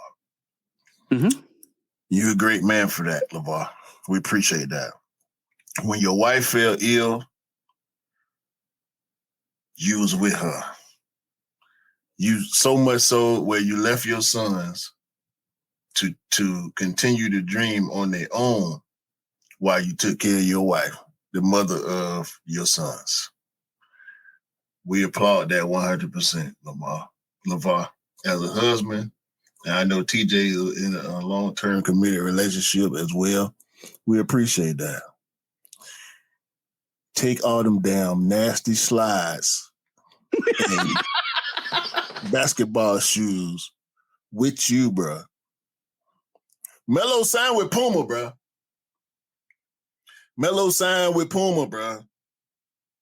Lonzo with Kobe's now, bro. You tried it. It didn't work, dog. The man was wearing 2 and 3 different pairs during the game because they was trash. He was trying everything. He was trying different batches, probably with different compounds or rubber or different material. He's Lonzo Ball been having injury problems since he got in the NBA, and wearing the shoes that y'all made did not help his career. Stop, bro. It's trash that you put down. Bro, what them speedboat slide like them alien crap. They look like they carrying alien eggs full of xenomorphs from the whatever. Yeah, bro, you got it all wrong. That's the toenail slide. They look like big old toenails. They do. No, bro. It was the one post, bro. They got them so good. They put Beatles on them. Okay. No, I didn't see that. They look like Beatles, bro. The scarabs. They look like scarabs, bro. Oh yeah, I can see that now. But like instantly when you said to me they looked at the what do you call it, Power Ranger slides, right? I looked at it again and it looks like somebody that's chewed their toenails to the point where the skin is going around the toenail. And this is why cuticle. the toenail one, bro. The cuticle threes.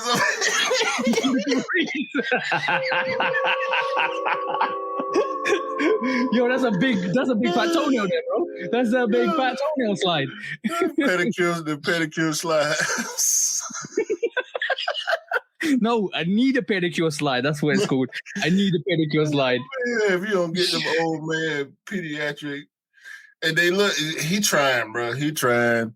Listen, man, I can't knock him for trying, bro. But it's not good, dog. Your sons ain't helping you no more. They got careers and lives of their own. They having families and whatnot. It's just chill, dog. It's you know what? He getting up there in age. He probably needs something to do, to stay active, stay in basketball, bro. Coach other kids, Yeah. Start do AAU team or something. What happened to his league? That was for Melo. That was just for Melo to have amateur experience so he can get in the NBA. Somebody said Bugatti baked potatoes. Yeah, they look like so many things that wouldn't look good on your feet. And you know what? He actually did say, I wish the potato was started with a B. It would have been called the Bugatti baked potatoes.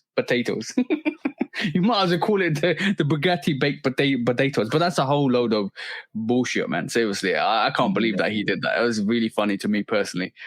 But you can go right here on with them potatoes. Potatoes. Yeah, that's what they is now. Potatoes. Potatoes. They're the potatoes. But next up, next quick strap we have it looks like Vanessa Bryant actually reveals every Nike Kobe University, which is good to see. Basically, University of Connecticut, University of South California, University of Kentucky, University of Oregon, Duke University, and Louisiana University State or Louisiana LSU.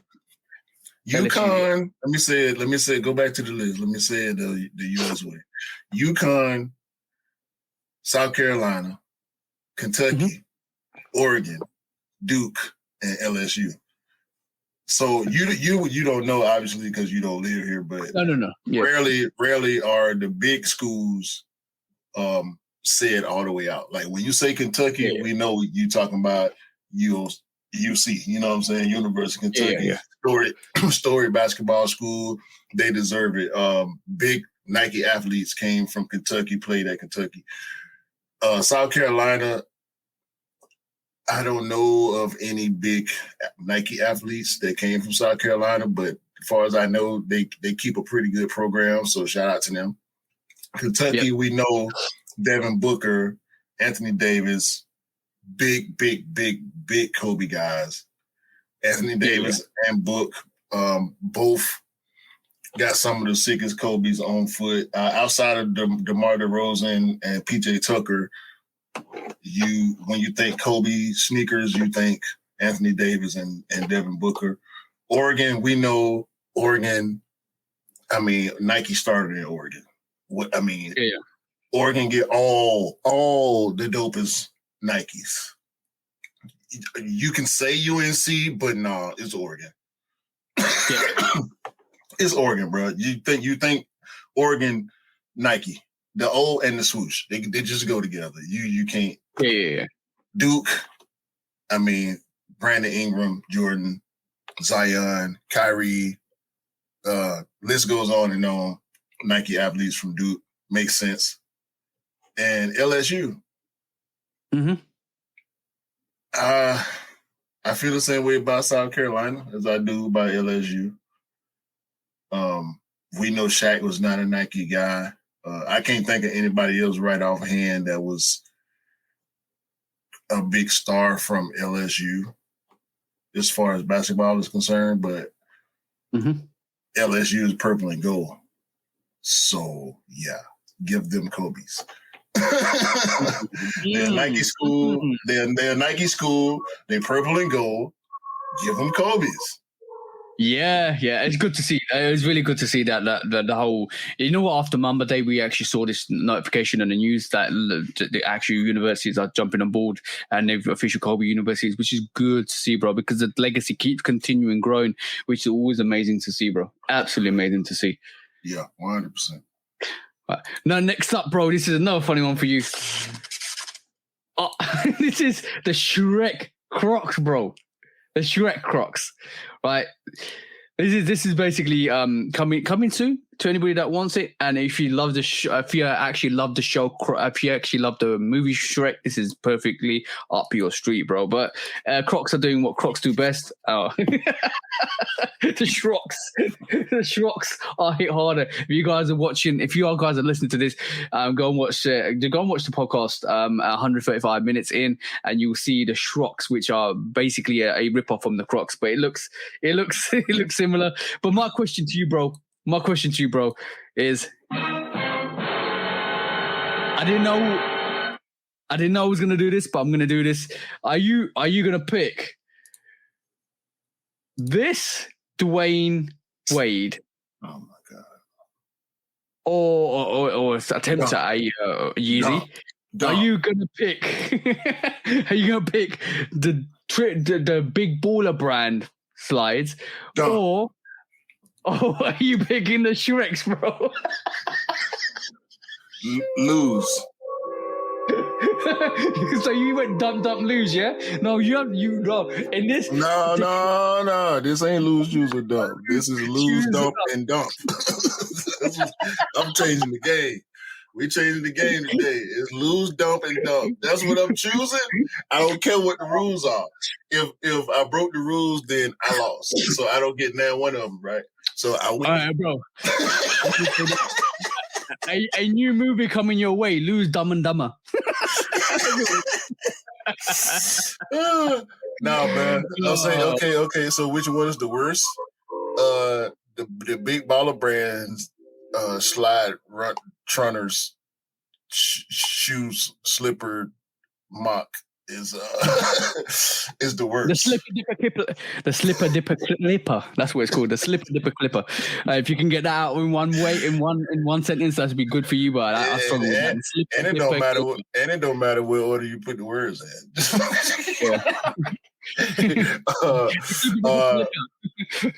And I will get. I have no choice but to get away second because the Crocs make sense.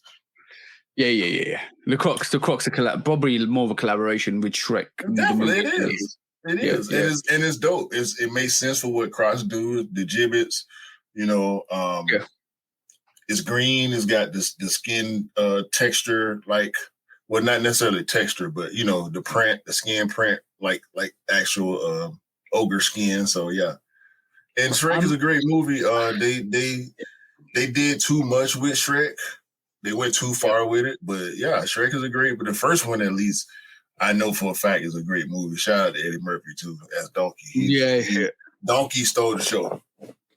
Yeah, 100%. Maya still did his thing, but Donkey stole the show. My question is, bro. That wasn't no disrespect. I was shouting out Eddie Murphy as a supporting actor. Myers killed it. Yeah. 100%. Like, but I'm gonna. Is it me or did Crocs actually do a KFC Croc? Yeah.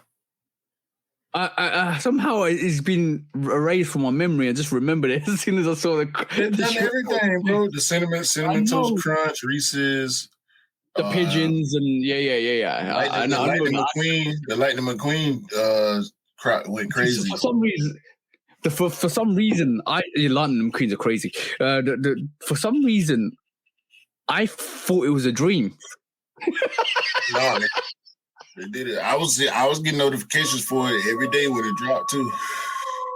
Sheesh, damn, that's crazy. It was more of a novelty thing. They had big gibbets, big chicken wing, drumstick gibbets and stuff for it. Yeah, it's crazy. All right, cool. I at least I wasn't dreaming. At least I didn't have that wasn't a figment of my imagination that I kind of forgot somewhere because I just thought, did they do a KFC Croc? Yeah. Hey, it is what it is. It is what it is. All right, moving swiftly on, bro. Got another couple quick strikes to go through quickly. The J Balvin Jordan 3, the black variation. What's your thoughts on it? Because it looks similar to the white variation. I think the materials are different on the uppers. It's got grey cement print.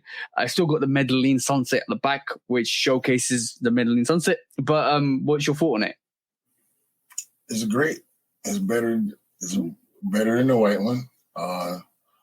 Okay. It's super dope.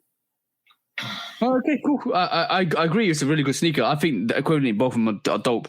I'm leaning more towards the white variation or the cell variation than I'm actually into the black variation. But I want to see more pictures of this come up. But it's a good sneaker, definitely dope sneaker. No, I want those. I hope they do come out at some point next year so I can, Yeah, I think they're gearing up to release this next year. But that's an interesting take on the actual J Balvin Jordan 3, which is good, which is absolutely good to see. I'm excited. I'm really excited about the J Balvin Jordan 3s coming out this year, next year. It's good to see that. It's definitely good to see that. Cool. Moving to the next quick strike, bro. We have so many hypotheticals in the sneaker community, and one hypothetical was probably lived out in a collaboration with Joe Freshgoods, with his new 650 New Balance, which is basically telling a story of a what if Michael Jordan joined New Balance back in the day, and how it would have been and how it would kind of materialize. I think it's a big bite on Michael Jordan's name, and to actually bring it back to bring back some hype onto the 650. I think the 650 hasn't done as well as people predicted it to do. Once New Balance came out with a 550 high top, which is called a 650. I think it's, the materials are dope on it. I just don't think people are vibing with it. And I think that most of the sneakers I've seen on the 650 are actually gone on sale. So from that perspective alone, like, is this like a little take on of like going into a different dimension, thinking, you know what if Michael Jordan signed for, and we always talk about this, what if Michael Jordan signed for Adidas, or what if Michael Jordan signed for Puma, what if Michael Jordan signed for other brands, or how would it have been, how if he signed for Converse in 1984? This is another take on that kind of look, and it does look like they're bringing some of that inspiration into the 650 with Joe Freshgoods. So my take is, what do you think? What's your opinion on it, first of all, and second of all, is this like a bit of a bite at Jordan and Michael Jordan? No. I can't remember. I have to look at it again. I read the history on the 650. Okay. Yeah, the 650 did come out after the Jordan 1, I think. But at the same time, all basketball sneakers from that era were very, very similar. We still see it today. Most of the retro, but even, the brands, different silhouettes are similar to each other. We talk about Air Force One High versus Airship versus Jordan 1. And the similar Terminator, a bunch of silhouettes that got similar features. Yeah, we talk about. We said recently about the forum highs are similar to the Converse, the Jordan 1s. Everything. It's like the forum high, the rival, and there was another high. I can't remember what it's called, from Adidas. There was the Converse weapons, and then Converse had a couple of other silhouettes also, and New Balance, because James Worthy was a New Balance athlete. Yeah. I can't remember the number. I think it was 8 something. It might have been 850 or 860 or something like that. But he can. I mean, if New Balance allowed him to, use that story, then it kind of is what it is. I doubt there was anybody born in the 80s and 90s that loved sneakers that was not influenced by the Jordan sneakers, one way or another. especially people that are actually in the game, in the industry in one way or another, whether that be marketing, promotion, production, sales. If you were born in that era, the era that we come from, you gonna have reverence, if not for the person, the player, you have reverence for the product and the brand. Yeah, so, I think the story. Just to reiterate, I think I've just read it. The story looks like it's basically come from Michael Jordan wearing in a magazine at Life, basically Life magazine, wearing a pair of New Balances before he was announced as being Nike's Jumpman logo, on Nike's Jumpman logo. So that from that perspective, I think he's using that kind of his story to kind of highlight that if Michael Jordan was a New Balance athlete rather than a Jordan or Nike athlete. I got a Mick Jagger album, right? I'm not a Mick Jagger fan. I can't tell you any of Mick Jagger's music or what band he come from or none of that, right? I probably know it somewhere deep down inside, but I got a Mick Jagger vinyl, vintage vinyl, right? Like original release, still with the plastic on it and the insert and everything. And he got on some New Balance on the cover. Yeah. I don't know. I think I looked at the year on the actual production of the album, but like New Balance has been around for a long time, bro. They've been around since like 75, 74. I think 74, something like that. And it took them quite a while to catch the type of steam that we're seeing from them right now. And it's dying down too. It's dying down too. But that's a result of the game. You know, they at where they at in the race with the other brands. But yeah, I don't see nothing wrong with it. If New Balance is gonna go with that, especially if he actually, had on a pair in a picture, run with it. Why not? Yeah, exactly. But it looks like New Balance began in 1906. So that's the date. I was just basically Google it, and it kind of just says New Balance started in 1906. But that probably wasn't when they first actually started manufacturing sneakers. But yeah, but different name. They might have been sneakers too. Yeah. Yeah, basically from that perspective alone, like I think Adidas could come out and say the same thing. Oh yeah, we always think about the Forum High being the Jordan sneaker potentially. Well, they dropped it. They dropped the Carolina colorway, but that's the thing. He wore them in college, and he wore the blue variation in the Olympics as well, or the Olympic trials as well. So that's another thing that they could have. Right, so they could try that, but they ain't finna do that, bro. They don't want no smoke. Yeah, but it's a nice little take to it. It definitely is a nice little take. But they dropped that colorway for sure, and they hard. Yeah, the reason why the Forum blue colorway is dope. I want that. If it does redrop, I'm definitely want to get that. It's another little kind of memorabilia, but I do like Forum Highs. I sent you the link, bro. They dropped the 84 vintage, the white and Carolina blue. I sent you the link for it. They dropped it last year. Really? It wasn't the OG one, but it was. It was. I want the OG one. Vintage, blah blah blah. Yeah. So I felt like they was running that narrative. Yeah, I really want the OG version of that Forum High. It's like the lost and found version, pretty much. Yeah, your lost and found version. Yeah, I saw that. I did see that.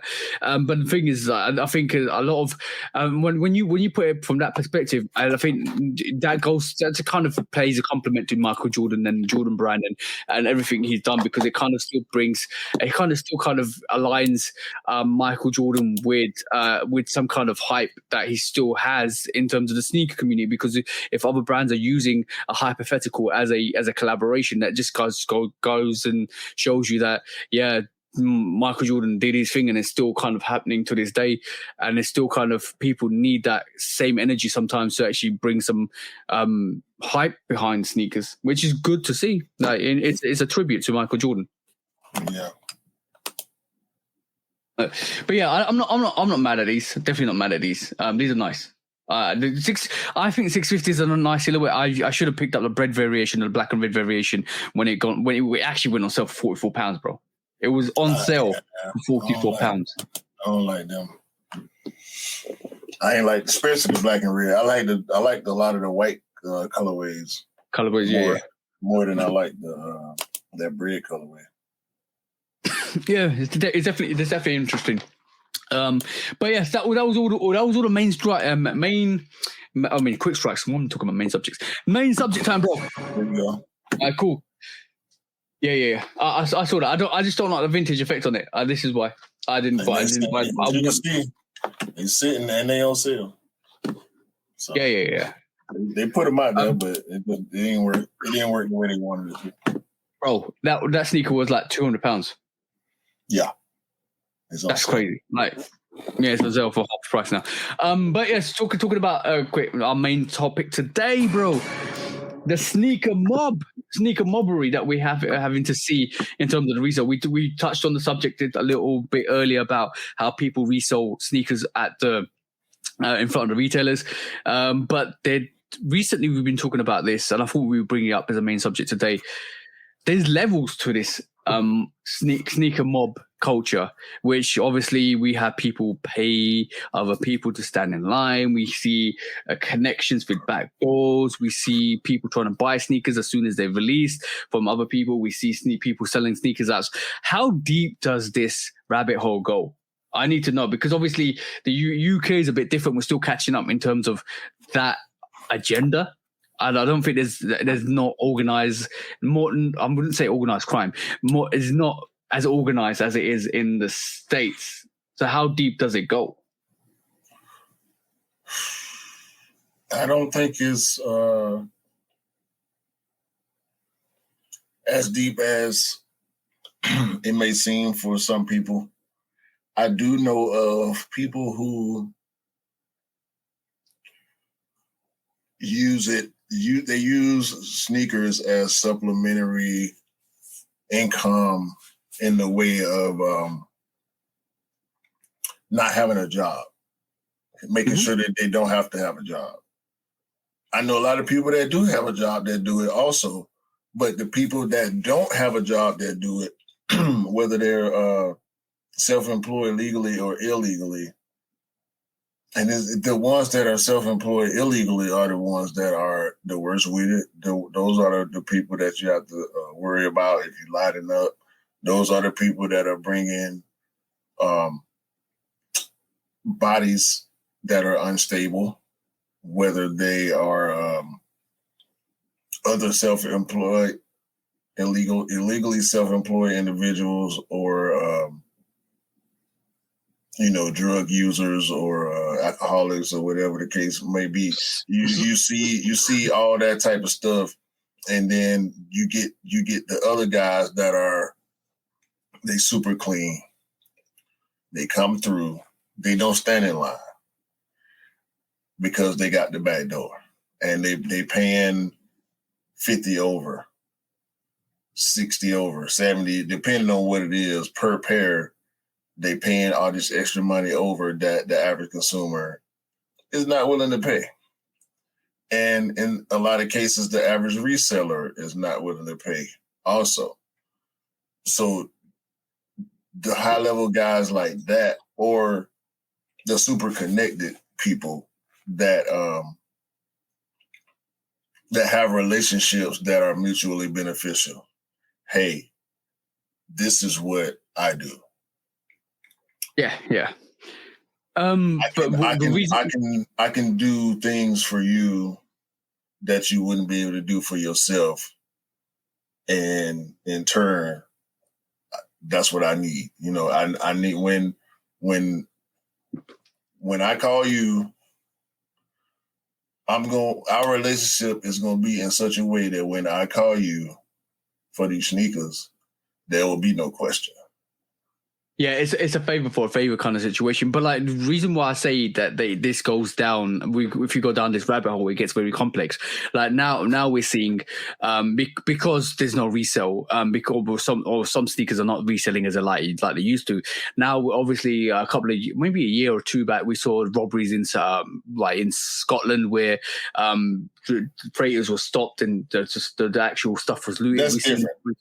I think that's different.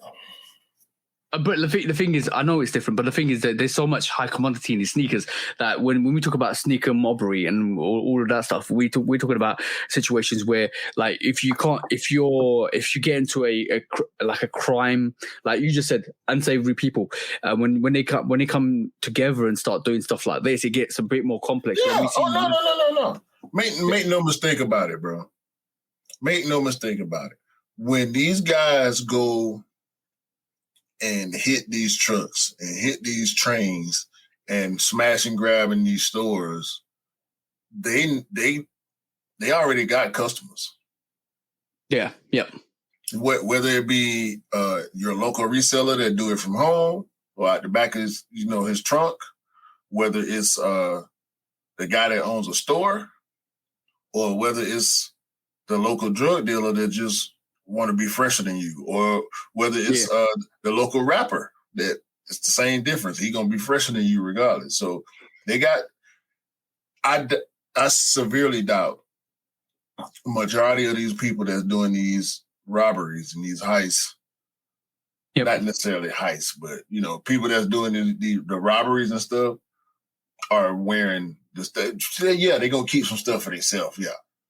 These my size, these ain't came out yet, blah, blah, blah, whatever. But they getting it off, bro. If they don't have customers already, they have a network that they can plug into and make moves and get this stuff out of there. And it's going to the resale shops. It is. We saw StockX put a stop on the Chrome 6, the Cherry 11, and what else was it? Midnight Navy Force. Yeah, the Midnight Navy Forces. Yeah, that's one that was predominantly stolen out of Memphis as well. That's the thing. I'm going to talk about levels to the sneak mob culture, and I want to talk. We go from low level, which is you buy and you resell, to high level where they go in and rob places, and steal stuff and steal cargo and know the actual path of the actual freight trains or trucks. I think it's two sides. I think you correct in what you're saying, but I think they're mutually exclusive. Like the robbery side is just robbery in general, and the sneaker side is sneakers in general, and there's levels on both sides. Where they meet, they may not necessarily meet at the same levels all the time. Like the big robbery people, they're not stealing sneakers. They robbing banks and jewelry and stuff like that. If they come up on some sneakers, then find me somebody that want to buy all these sneakers. So they might end up running into a reseller. But then there's the people that this is what they do. They steal merch. This is what they do. How liable are you as a sneakerhead? Like, that's just to say, how liable are you to know where your actual product comes from? Like, if you're a reseller, should you be more conscious as where your product is coming from? Because basically, in theory, any reseller could be sold stolen goods. So exactly. So does it? Hey, yeah, I say exactly. I'm agreeing. Yeah. Yeah. So how do you verify? And if you get raided by the police and they find you with all of these sneakers that haven't come out, that haven't been released, how do you guarantee that they came from a back door, or if they were sold to you or important? They can take them. Take it. Yeah. If you ain't got anything, you ain't got receipts for. If you getting, you're a known robber. Did you keep your receipts for your purchases? Yeah, I tried to. Yeah. Yeah, same here. Like if somebody came to me and said, "Show me the receipts," I think insurance purposes, because homeowner insurance want to see receipts. But and we sit in rooms full of multiple thousands every day, so you know, on a sneaker as a sneakerhead, I suggest you get renters and/or home insurance for your stuff. Yeah. Imagine coming. I think. Just imagine coming into your room one day and sitting there and saying, like, somebody's telling somebody, "Have you seen 20K before?" And No. he goes, "No." And you open the door full of sneakers.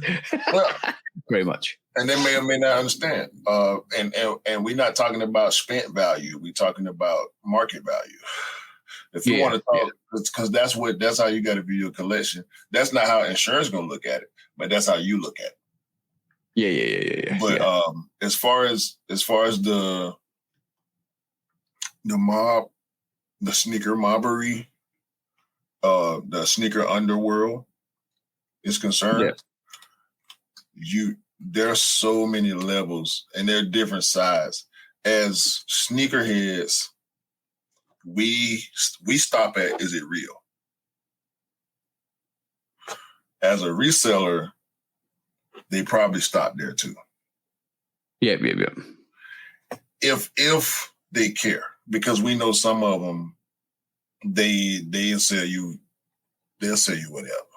They selling fake T-shirts. They selling bootleg hats, socks. You know, some of them because they don't care as much, and a lot of times it's not the price that you expect. You're not where you gonna go and pay $150 for some brand new bread folds? They fake. They're fake. Yeah. You know what I'm saying? Kids, that's the kids' price. That's the kids' price, bro. I know they cost $200 when they came out. I don't expect to pay less than $300 for bread folds, brand new. Nowhere. You know what I'm saying? But that's a knowledge thing. So resellers, if you buying from criminals, you need to be worried. You need to be as on point when dealing with those people as they are on a regular basis, if not more. Especially if you call yourself legitimate, your sources can delegitimize you real fast. Because if they've been followed because they robbed the bank and they robbed the bank last week, but they selling you sneakers today, and they've been being followed because they're a suspect in this bank robbery, and the police decide, all right, we got him right here. It's in the open. He's selling sneakers. Boom, we got him. Oh, what, these sneakers stolen too? But you didn't. Oh, okay. How many? What, you got what? Yeah, we need all that. We need all that. You know what I'm saying? And now I think you leave yourself. I think you leave yourself open to kind of investigation if you kind of buy off unidentified people. We know. And I'm not going to say it now. I'm not going to name names, but we know some people end up going to the retail store, or a mom and pop store, and walking up and buying a sneaker from a Mexican. We're not going to name names. We know situations like that happen, and you end up with a UFS, which is an unidentified forking sneaker. So that situations happen. But the thing is, if you buy from the black market, you are going to get black market material, which is basically you don't know where it came from. You don't know where it came from, who's selling it to you, the reputation of these people you can trust only by word.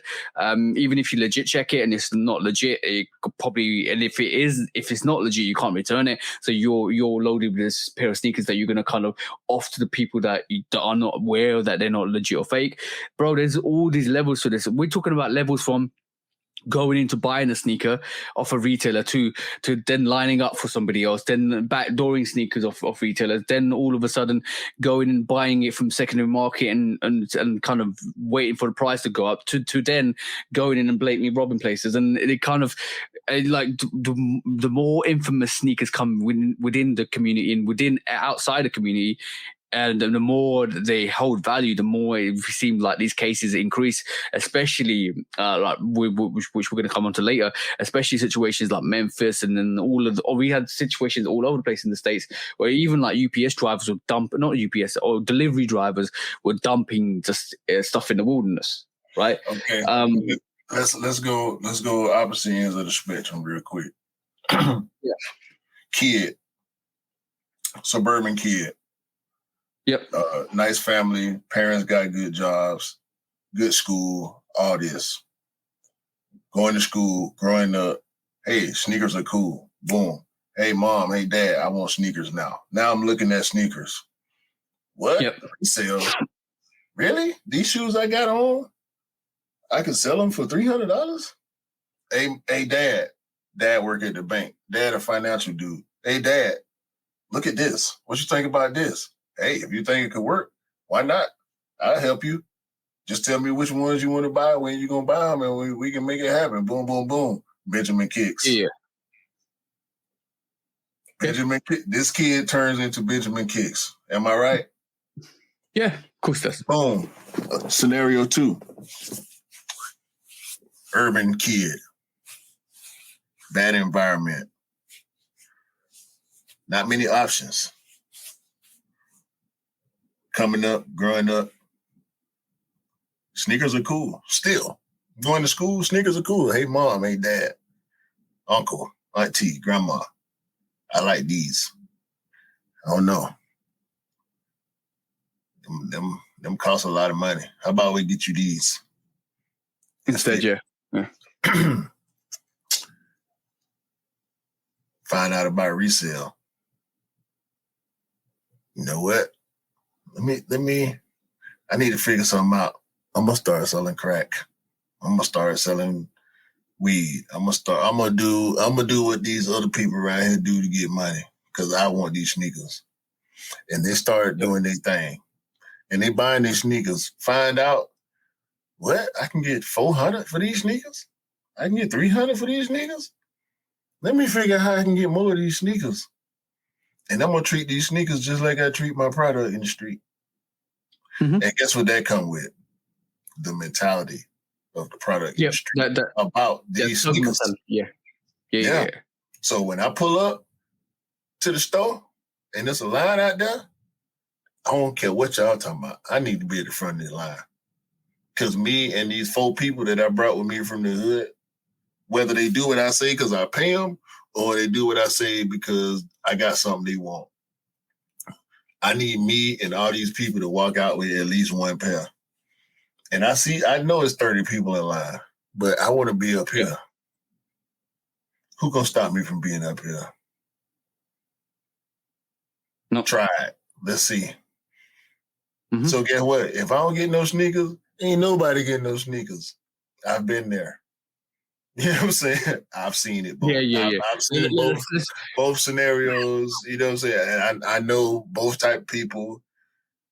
And all the type of people in between, bro. There's so many different levels and the different personality traits and all that stuff make a difference, bro. It's so. And we ain't even talking about us. We just talking about them. Yeah,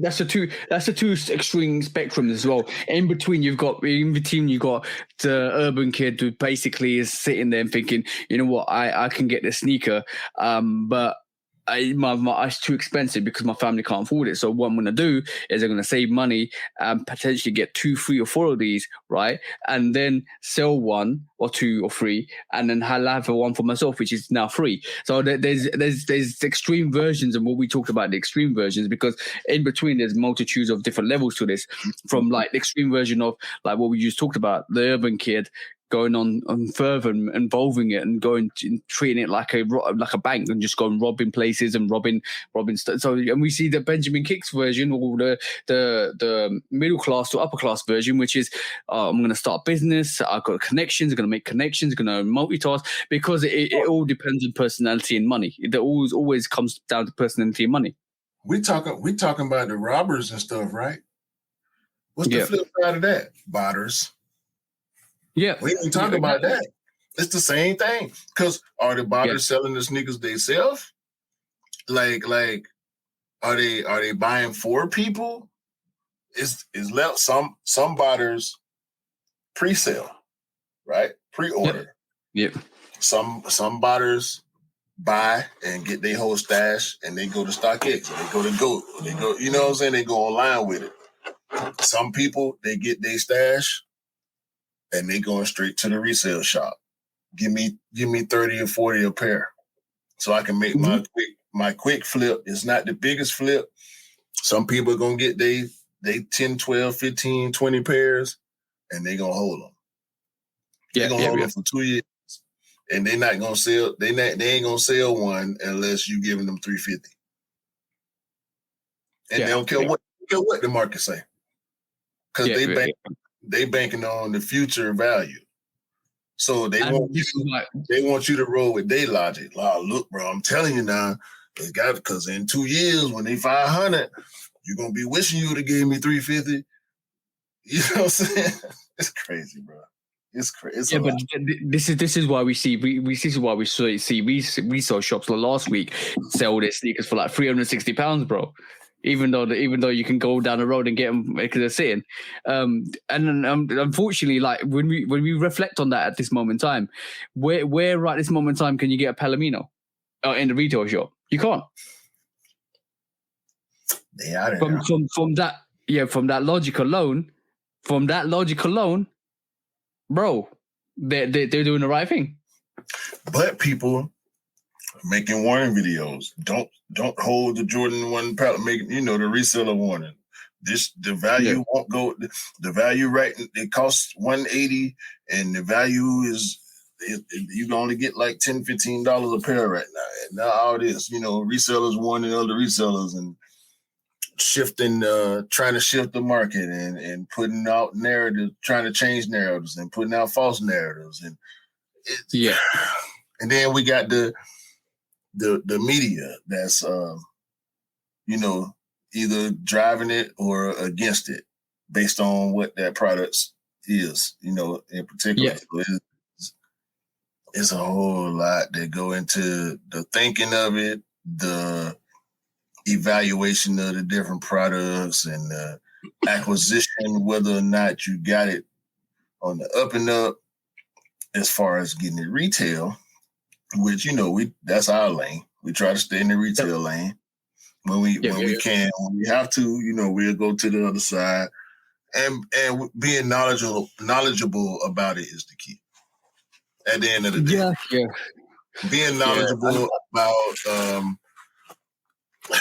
and I think also how far you're willing to go to attain pairs makes a huge difference. Yeah, the reason why I wanted to bring the subject up was because I wanted to just highlight the organization of some of these people that go in for a release. So when you're talking about this, there could be like this is why I call it organized chaos in terms of the way it's been dealt sometimes.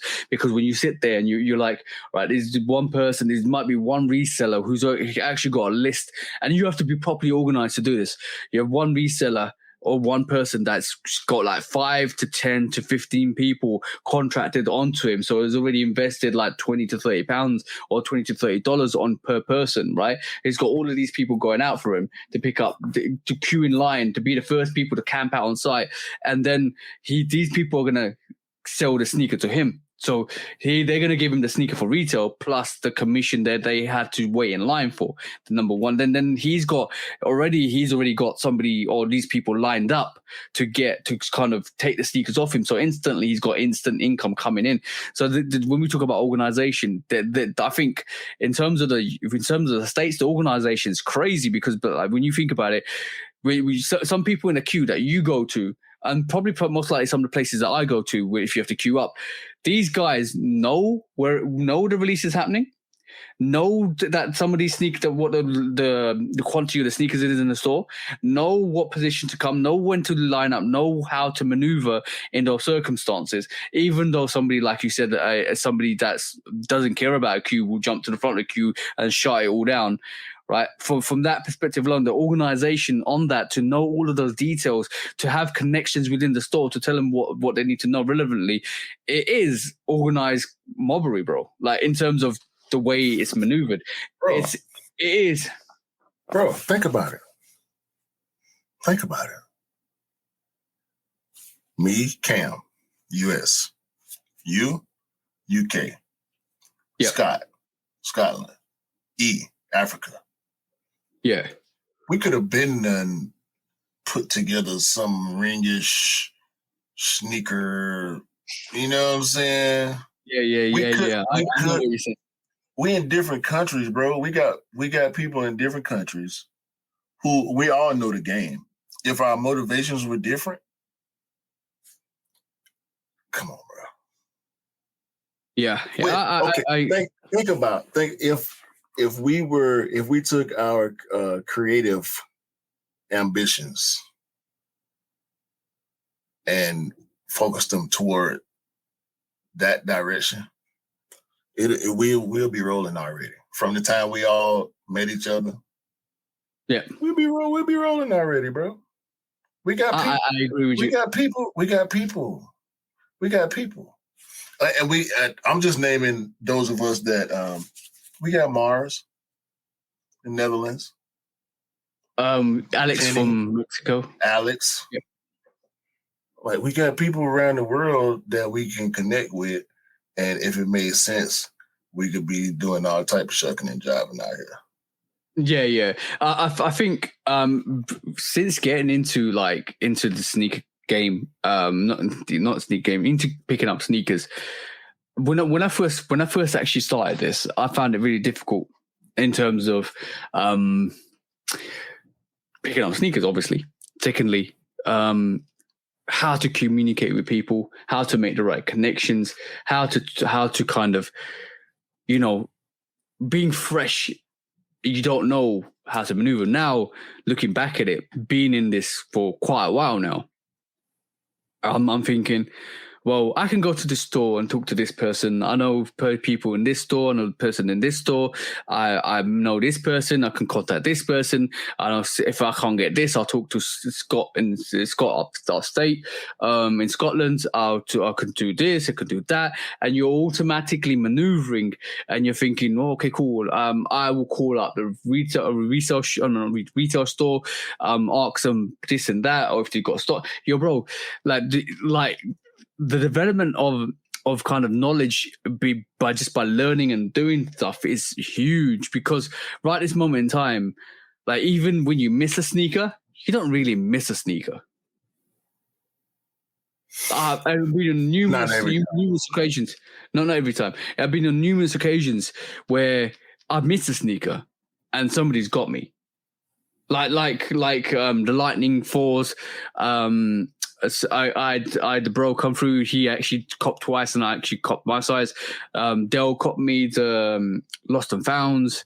Bro, like, when you miss a sneaker because you're so wrapped up and involved with other sneakers that are kind of in the same mentality as you, it's still organized chaos in our world as well, because it's still chaotic, the releases. But when you miss, you still don't really miss. You see what I'm saying? Yeah, it's not quite like that for me, but I get what you're saying. I only got a couple of relationships like that, but yeah, it's and then like I said, bro, like I've been saying all year. I told my wife the other day too, because she was surprised when I told her. I'm like, yeah, I only made 5 cops this year. Yeah. And she was like, really? I was like, yeah. Because we finna be doing a lot for the end of the year. So I already told her, like, I'm on my years. I'm looking at the 8. She, as soon as I said on my year, she was like, oh nah, yeah, you got to get them. Like, I'm not gonna sit by and not let you get them. Like, yeah, we got to have them. You know what I'm saying? So I'm like, yeah. And I said, so, there's a couple more, talking about the playoffs, the Cherries, the Royals. So, but yeah, bro, it's just a whole lot, man, with this sneaker thing, and it's life for us. That's the thing that people, I think, miss. Yeah. What's life for you is life for you, and I'm gonna respect yours. Just don't disrespect mine. Like, you ain't gotta understand. You really don't. I'm so far past even trying to make or help people understand if they're not really interested. Like, I got a cousin, bro. My mom's cousin. She's like 80 something, 81, I think. She be on my Facebook comments, bro. Again. Shout out Dolores. She might watch the podcast. Shout out my cousin Dolores, man. She be on me so hard, bro. I mean, this lady is 40 years older than me. And she told me, she be talking about, you need to, the way you be buying the Michael Jordans, you need to, he should be come and give you an autograph. And she don't understand, bro. Yeah. She don't understand. Yeah. She was my age before the shoes came out. Yeah. You know what I'm saying? So she has no idea about, you know, what it is, like why we are. And it's cool. Just nod and agree or say, oh, okay, that's interesting. Or whatever, and go ahead. Yeah. I ain't gonna be on you about you. I've also seen that too. We've had people pull up on the line and look at us crazy, like, why y'all stood out here for sneakers? Yeah, we are.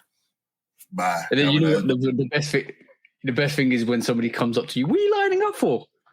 Sneakers. I hate it. And everybody that know what we there for start looking at each other like, who gonna say something? If don't nobody say nothing, ain't nobody gonna say nothing. Like, you know what's really funny is when they end up joining the queue with you. It's when they end up joining the queue with you, the funniest thing. No, what's also funny is when you realize, and it's a trick too. I knew you was gonna get me with a 3-hour podcast today too. It's a trick sometimes when people will ask you, or they'll walk up and say, what y'all lined up for? Then they get in the line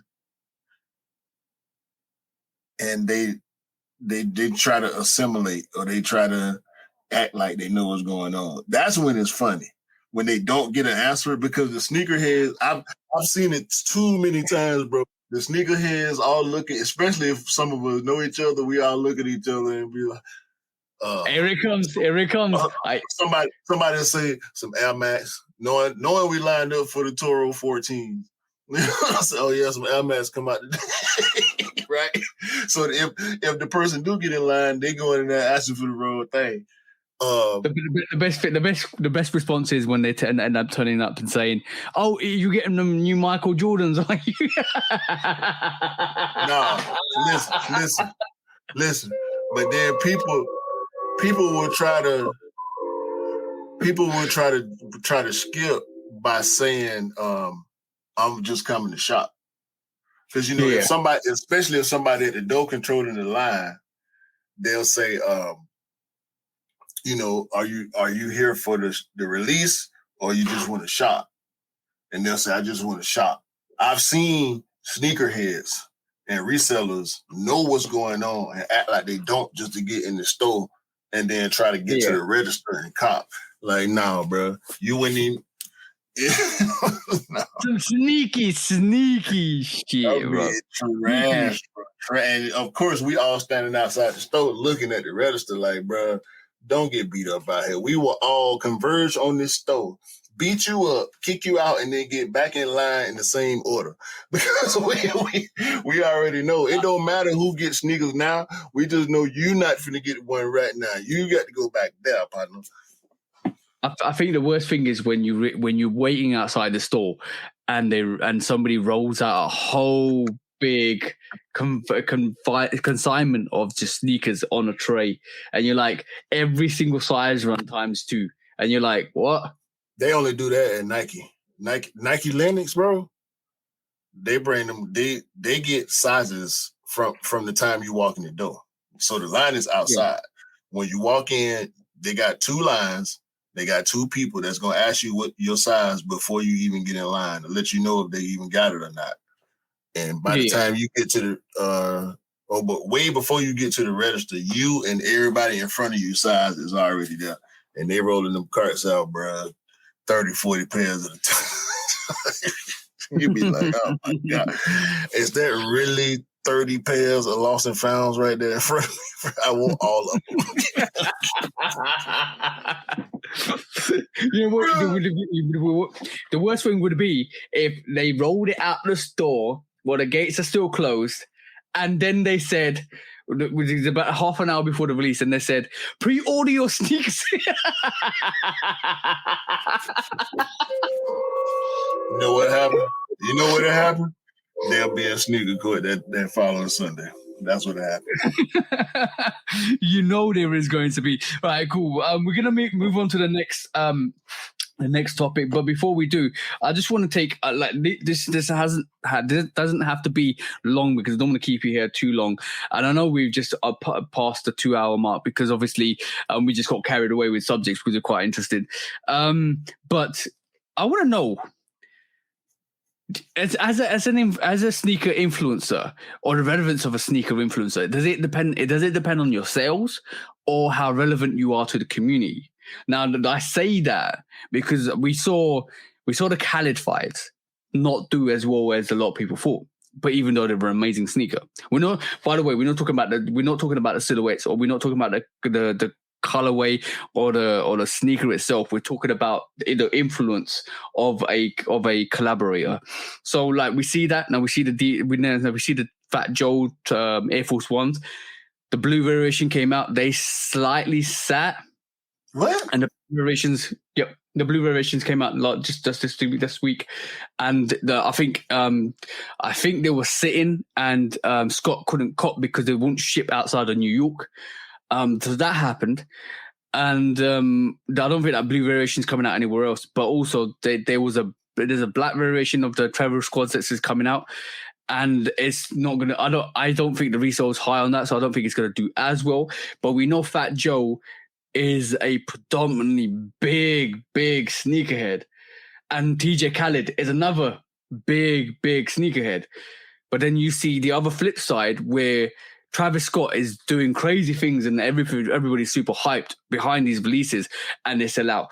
So, and I'm not saying Travis Scott isn't a big sneakerhead, I'm just saying the two equivalents.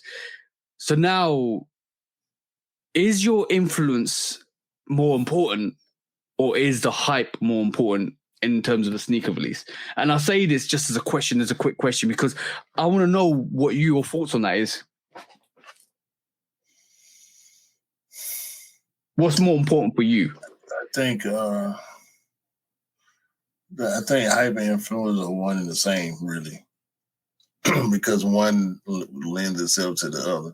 Even if you go semantics and break down the differences between hype and influence, because I do think hype is shorter term than influence. Influence lasts longer than just hype.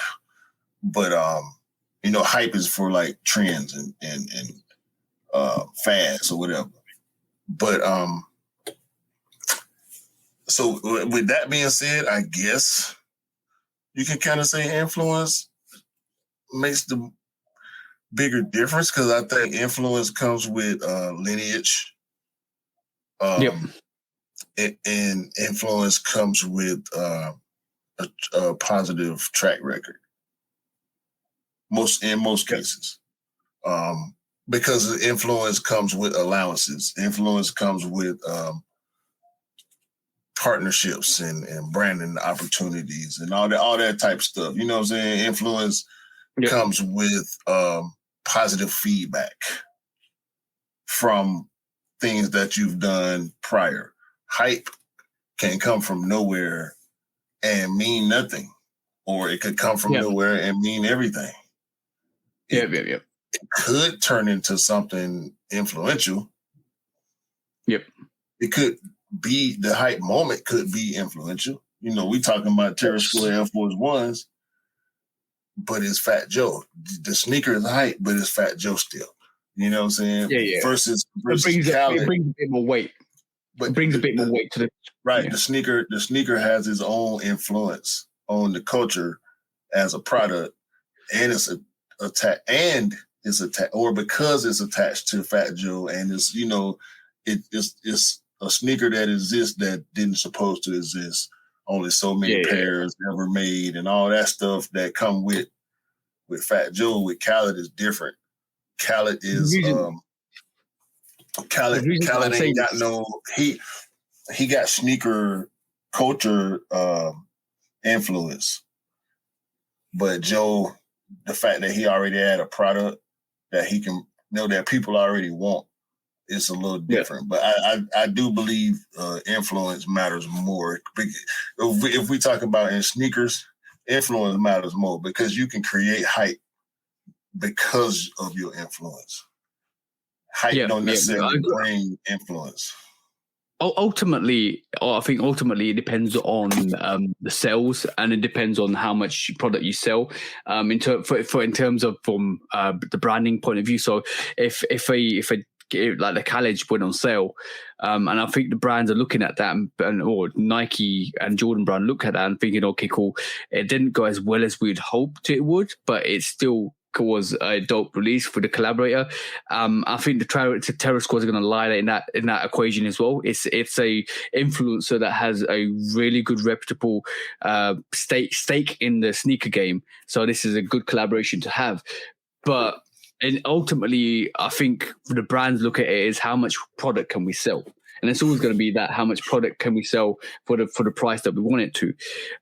So the success rate is always going to be determined to that. But I feel like we get very convoluted in terms of when we talk about sneakers and we talk about hype and influence and releases, and sometimes we get lost in the source in terms of what a sneaker means and how relevant and how hyped it is. And I think this is why I asked the question. For my knowledge, from my intake, I could definitely say like a Travis Scott is going to be super hyped. It's going to be super hard to get. But like a Khaled 5 released, it wasn't. And I think the Terror Squad isn't. But it doesn't take away from what the sneaker is in general, because the sneaker itself has very big relevance in the community. And that's what I was trying to get at is how do you judge the success of a sneaker? Is it dependent on the hype and the influence, the numbers sold, or is it dependent on who's releasing it? Success is subjective. It depends on what you're talking about. Whether it's a good pair or not, I don't care about what the numbers are.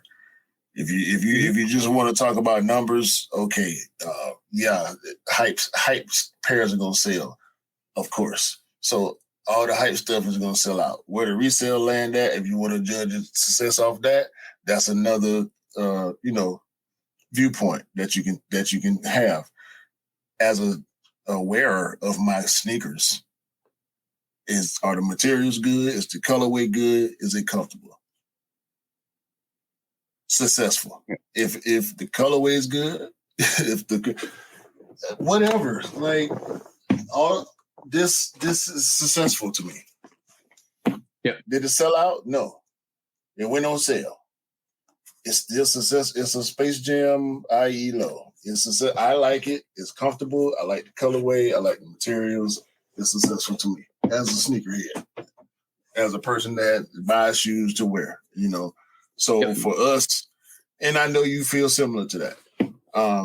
Do the other stuff come into play, in your mind, in the back of your mind, what you deciding what you're gonna wear, or whatever the case is? Sure it does. But do it matter at the end of the day? No. No. I'm because a lot of people, because I'm gonna be honest, a lot of people probably thinking like Fat Joe's Terror Squad is gonna be same as Khaled's Terror Squads. They're not relevant. They don't have any relevance in the some people, not me. Some people are probably thinking that the sneakers were trash. They shouldn't release. Why did they get a collaboration? All those questions come along. So this is why I asked the question: is it dependent on the actual number sold and the hype, or is it dependent on who does the sneaker itself? And when I see people like Fat Joe and Khaled and whoever does have a collaboration, Joey Fresh Goods, Balvin's, when they start doing collaborations, and even if they don't sell out, I still think they have a very big hand to play in what they release anyway, because they have so much influence in the arena anyway, and that influence to me holds more weight than somebody that has a hype sneaker that just sells numbers. And I respect those collaborators slightly more than other ones, because obviously I'm like, cool, they did their thing. They've been around. Yeah. They've been here for years and years and years, and they're still doing their thing, and it's great to see. No, first is We the Best. You said Khaled Terror Squad. Khaled, We the Best. Yeah. Joe Terror Squad. They affiliated, but We the Best Fives. Khaled, this Terror Squad won. The J Balvin 2 sat, but clearly Jordan Brand still rocking with him, and the 3 is a much better sneaker. I don't like the white one that much, but it's better than that 2 was for sure. But to anybody that DJ Khaled is important in the sneaker culture, okay? He get on my nerves too. So what? He's important in the sneaker culture. Influence, I wouldn't say so much, but this nigga was dope. He a cool dude. He funny. He make good content. He make good music. And the shoes were dope. Period. If you didn't like the shoe, okay, that don't mean it ain't dope. I like a lot of stuff that's people don't like, and I don't like a lot of stuff that's still dope. It don't matter, bro. It don't matter. It wasn't my favorite choice of colors on either one of them, but they hard, bro. Same thing with these Terror Squad Air Force One. I don't like Air Force. I'm not an Air Force One guy, bro. I told my wife the other day, I have to go for this shoe. I have to. As a sneakerhead, I have to go for this shoe. And I'm going to wear it if I get it. Believe me. You in those cases, and I'm going to say this, in those cases, it's only once in a while when sneakers like that release and they have so much history behind them, especially the Terror Squad, the Air Force Ones. I'm not saying the Khaled 5s don't, but especially the Terror Squad Air Force, when they come out and they have so much history and notoriety behind them, you just can't get away from what that means. Bro, it's a sneaker. How impactful that is. Nike didn't like the fact that the dude was making the sneakers for Joe. He got caught and got in trouble because it's Fat Joe. Like Fat Joe back then, like Fat Joe in the past 5-6 years is a different type of person. I ain't gonna say a different person because he's still Fat Joe. He's still Joey Crack. Like his reputation preceded him for so long that it didn't allow him to have a partnership with a company like Nike. But now that the culture has shifted more towards hip hop in general, all these collaborators, besides the fact that Jordan cleaned up his act, it only makes sense, bro. And it's a treat for the culture. It is. Anybody that don't feel that way don't know what they're talking about. Whether you like it or not don't matter. It really don't matter. It is what it is. It's history coming back to fruition, like the Thunderfolds. Yeah. You know what I'm saying? Like the Raging Bulls by themselves. You know what I mean? Yeah. Because a lot of people, the culture knows how many people sold the black one and kept the red one. Yeah. So it came back by itself. It makes sense. It just, certain stuff makes sense, unlike the Moonlight. You know what I'm saying? Let's not talk about the Moonlight. But that was just an interesting question and an interesting take I wanted to kind of reflect on you, bro. Because I see a lot of people just sit there and sometimes just not even kind of consider releases like that as important or how important they are, because basically from their perspective it's always going to be like, oh yeah, it's not relevant. It's not it's just Fat Joe releasing a Air Force One, but it's more than that. It's way more than that in terms of the relevance of that sneaker. Yeah. Anyway, bro, coming in, it's that time of the podcast where we need to take some people to court, bro. So let's get into this, bro. Shall we? Let's do it. Let's do it.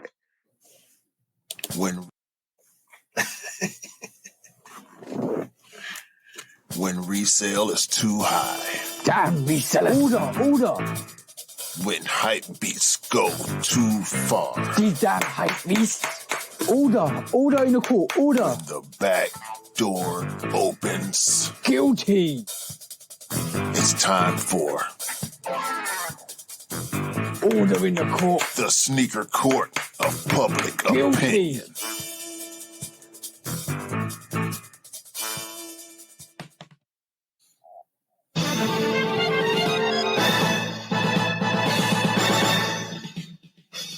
Guilty. And if you know what time it is, you already should know if you've been watching. It's the Sneaker Court of Public Opinion with me, Judge Public Opinion, and execute and high in the queue. Shana in that comment.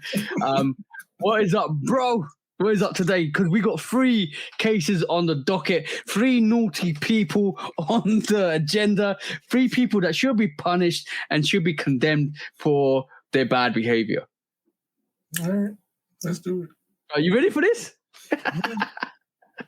Right, first on the docket.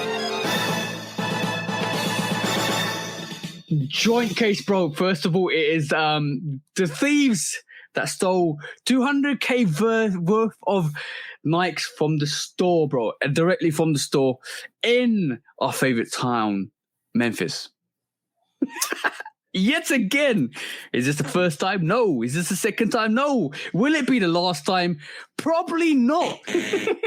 So my question to Nike is, how are you protecting your stores? Because I'm taking you to court and the people that stole the merchandise to court, because you know there's a weak hold point in Memphis. So what are you guys doing to stop this? First of all. And second of all, anybody that stole those sneakers needs to kind of be reprimanded and put in jail. As simple as that. It seemed like an opportunistic moment for the thieves. Because there was a FedEx trailer sitting outside, and they cut through the gate and opened the trailer. They didn't have to go in the store. Exactly. I'm gonna read this from light to light. Memphis strikes again.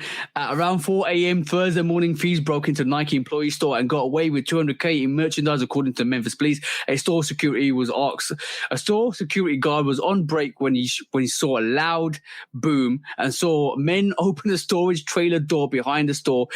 She called her supervisor and the police responded. When the police arrived, 5 cars was organized crime, like we say, bro. 5 cars and a pickup truck speeded away from the store.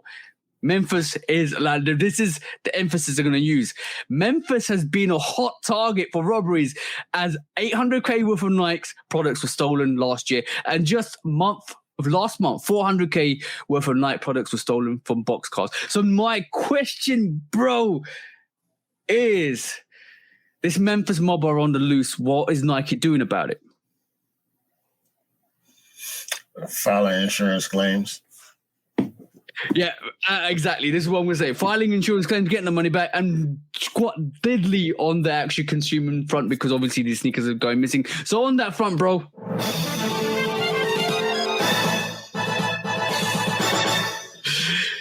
guilty, because I'm going to say these robbers have always been guilty from the onset, ever since they stole about $1 million's worth of product over the last couple of years. And now on top of that, Nike are guilty for this. Has been the 4th or 5th occasion in Memphis when this product has gone missing, and they've done literally nothing about it because they can claim it on the insurance. Now the question is, like, Nike need to step up now and kind of not be the beaten retailer where sneakers are stolen. They need to get out of Memphis and move to Atlanta. That's the one, bro. Get out of Memphis. But yes, on that context, bro, what's your kind of charge to them? Yeah, they got to be forced to move all their main operations on the East Coast, the Southeast, to Atlanta. Period. We need factory stores in every suburb of Atlanta. 2 of them, matter of fact. I heard there's a new place in Atlanta. It's called Q's Basement, and that's a new boutiques that Q's opening up. So please, Nike, can you give Q a contract for the zero-tier sneakers that he really wants and really needs? All right, next court case, bro. We're knocking these out of the park today, bro. Guilty, and this time it's Hebert Sports. using DoorDash to drop your Jordans. I'm not joking. This one had me tripping, bro. How are you using Hibbets to actually drop a tier 0 sneaker to people's doors? Bruh, come on, dog. This is a person on I think it's Twitter or on social media. Stephen Christopher basically said, Hibbert Sports, please help me understand why you would ship a $200 sneaker through DoorDash. Absolutely no tracking information provided. Bro, their response. Thank you for your order. An item that you ordered is now on the way and will be delivered by a local driver, DoorDash or point pickup within the next day or two. What? Bro, how is Hibberts? I don't know if this is real or fake. I'm just bringing it to the case to the court to actually highlight that this could be a possibility.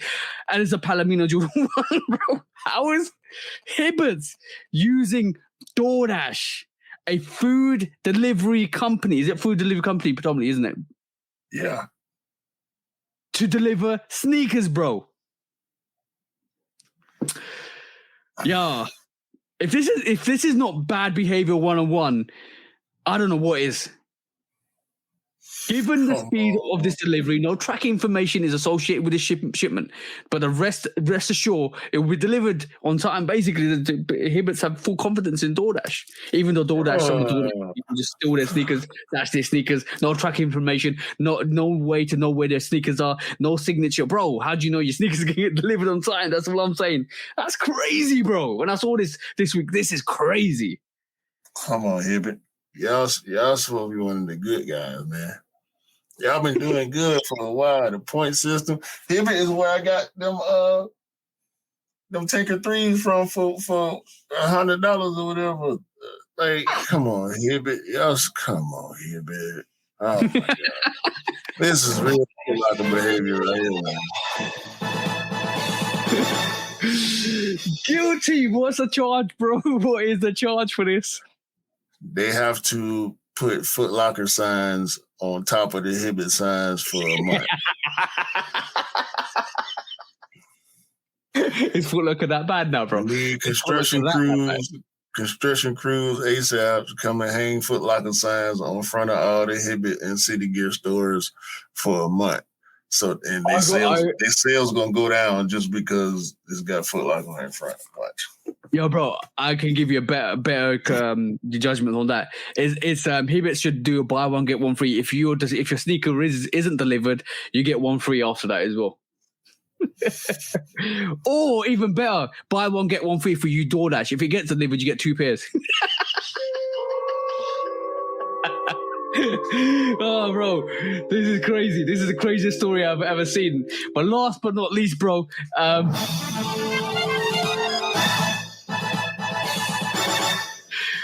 guilty, and this time it's Mr. Travis Scott coming to the docket because basically it looks like people have begun to file back charges or chargebacks on the Utopia Travis Scott Nike Air Force One after they have received shipment updates in haven't received shipment updates in more than 1 month, bro. People have not been getting their sneakers or their vinyls or their records because there's no tracking information, there's no nothing, and people are just being left in the lurch, bro, because a lot of people are saying there's no update. I can't get my merchandise I've ordered from the Utopia website, from Travis Scott's website. Because they never ordered nothing from Travis Scott before. You reckon? No. This is par for the course. Okay. Travis merch, the McDonald's stuff, the Air Maxes, the shoes ship in a boutique timely manner. Yeah. But the merch, I believe, is pre-order. I believe they produce precise amounts in merch. So they do samples to, have the pictures up on the website. And once you make your order, your product goes into production. That's what I believe. Yeah. And it's always like this on Travis, especially the merch releases on the Travis Scott website. It's always shipped late. Okay, cool. Well, I think there should be a notification on the website that the shipment might be late. I don't know why they don't do tracking. I think a lot of people just kind of miffed, and then they kind of just said, I want to cancel my order and get my money back because I don't know where my product is. A month is a long time, though. I think a month, you can wait a couple of weeks. I think 2 weeks is most likely to be the limit that somebody should wait for any information. But yeah, a month is a long time to wait. A month is a long, long time to wait. Yeah. So on that, bro.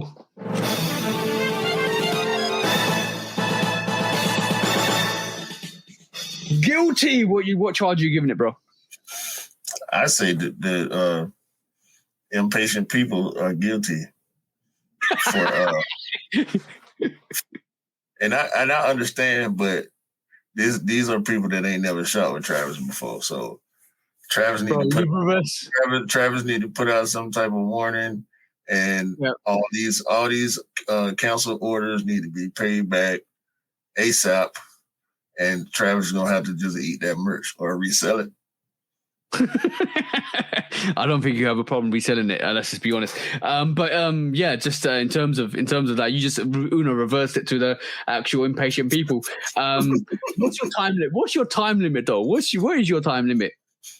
I waited a week for the Union ones to ship. I also waited a week for my 1s, 4s, and 2s from all my hair to ship. So one of them, which one shipped a little bit quicker? I know I waited like almost a month to get the 1s though. It was like three weeks plus. I had to wait to get out my hair 1s. So, I would say on that context alone, then I would say, Travis, you need to kind of up your customer service and put a notification on your website that product will be shipped, but it might take some time. But yeah, I'm agreeing with you. Some people just need to be patient, but a month is a long time still. I reckon. They still airbrushing Air Force One, so they still got. they waiting on Foot Locker to get their shipment in because Max B, he got the Foot Locker plug, so they waiting on the Foot Locker Air Force One shipment to come in so they can make the rest of it. So y'all just be patient.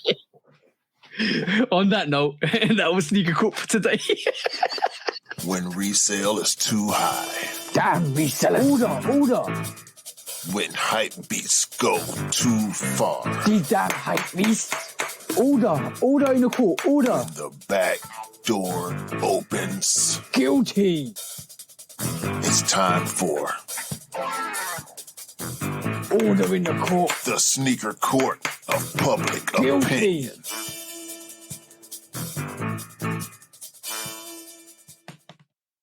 Yo, I said Max B is actually Chase B, Travis DJ. Oh, okay, cool. Yeah. He the one that shout out to Rick. He said he saw Chase B when they went to Houston for the Travis ones. I want to say the Mocha Lows. They went to Houston for. Yeah. He saw Chase B getting shoes. Oh, okay. Are you sure they weren't triple white Air Force Ones? No, they wasn't. But the people wasn't happy. When they saw him come empty handed and leave with a bunch of Travises while they were standing in line for Travises.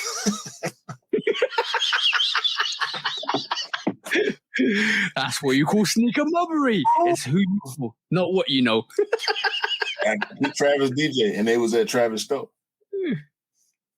There you go, bro. There you go. Just like the trophy room ones. But yes, sorry about the super long episode this week. It was an hour longer than expected. We had a lot of good subjects to go. We actually went into a lot of debates, unfortunately. But it is what it is. We're just under 3 hours, so thank you for staying this long. But like I said, we're taking over. We're always going to take over. Our aspirations is to hopefully be the best of the best in the sneaker pod race. So let's just keep that mentality and keep going. So like I said at the start, tell your mother, your daughters, your nephews, your nieces, your aunties, your uncles, your grandmas, your granddads, all of them. Let them know the Shooter Podcast is on the show with me and Q. On that note, bro, Call us out. Yo, we appreciate all y'all. The TJ takeover was very eventful. Very eventful. I appreciate it. I do. I really do. I want everybody to know that we love y'all and we appreciate y'all. And we want y'all to have a great day, a great week, a great month, and a great year. And we also want y'all to go ahead to Foot Locker and buy the rest of these Adidas Forum 84 High put in works, because they've been sitting around so long that they half price now. And yeah, y'all like wearing dirty shoes anyway. They pretty dirty for y'all, so y'all go get them. Yo, bro. They should have called these the Michael Jordan Multiverse Adidas Originals Forum 84. Put in the work. Forums, literally, just if you put Michael Jordan in front of it, it will sell. Trash. Keyword trash. On that note, peace out, guys. Peace. Peace.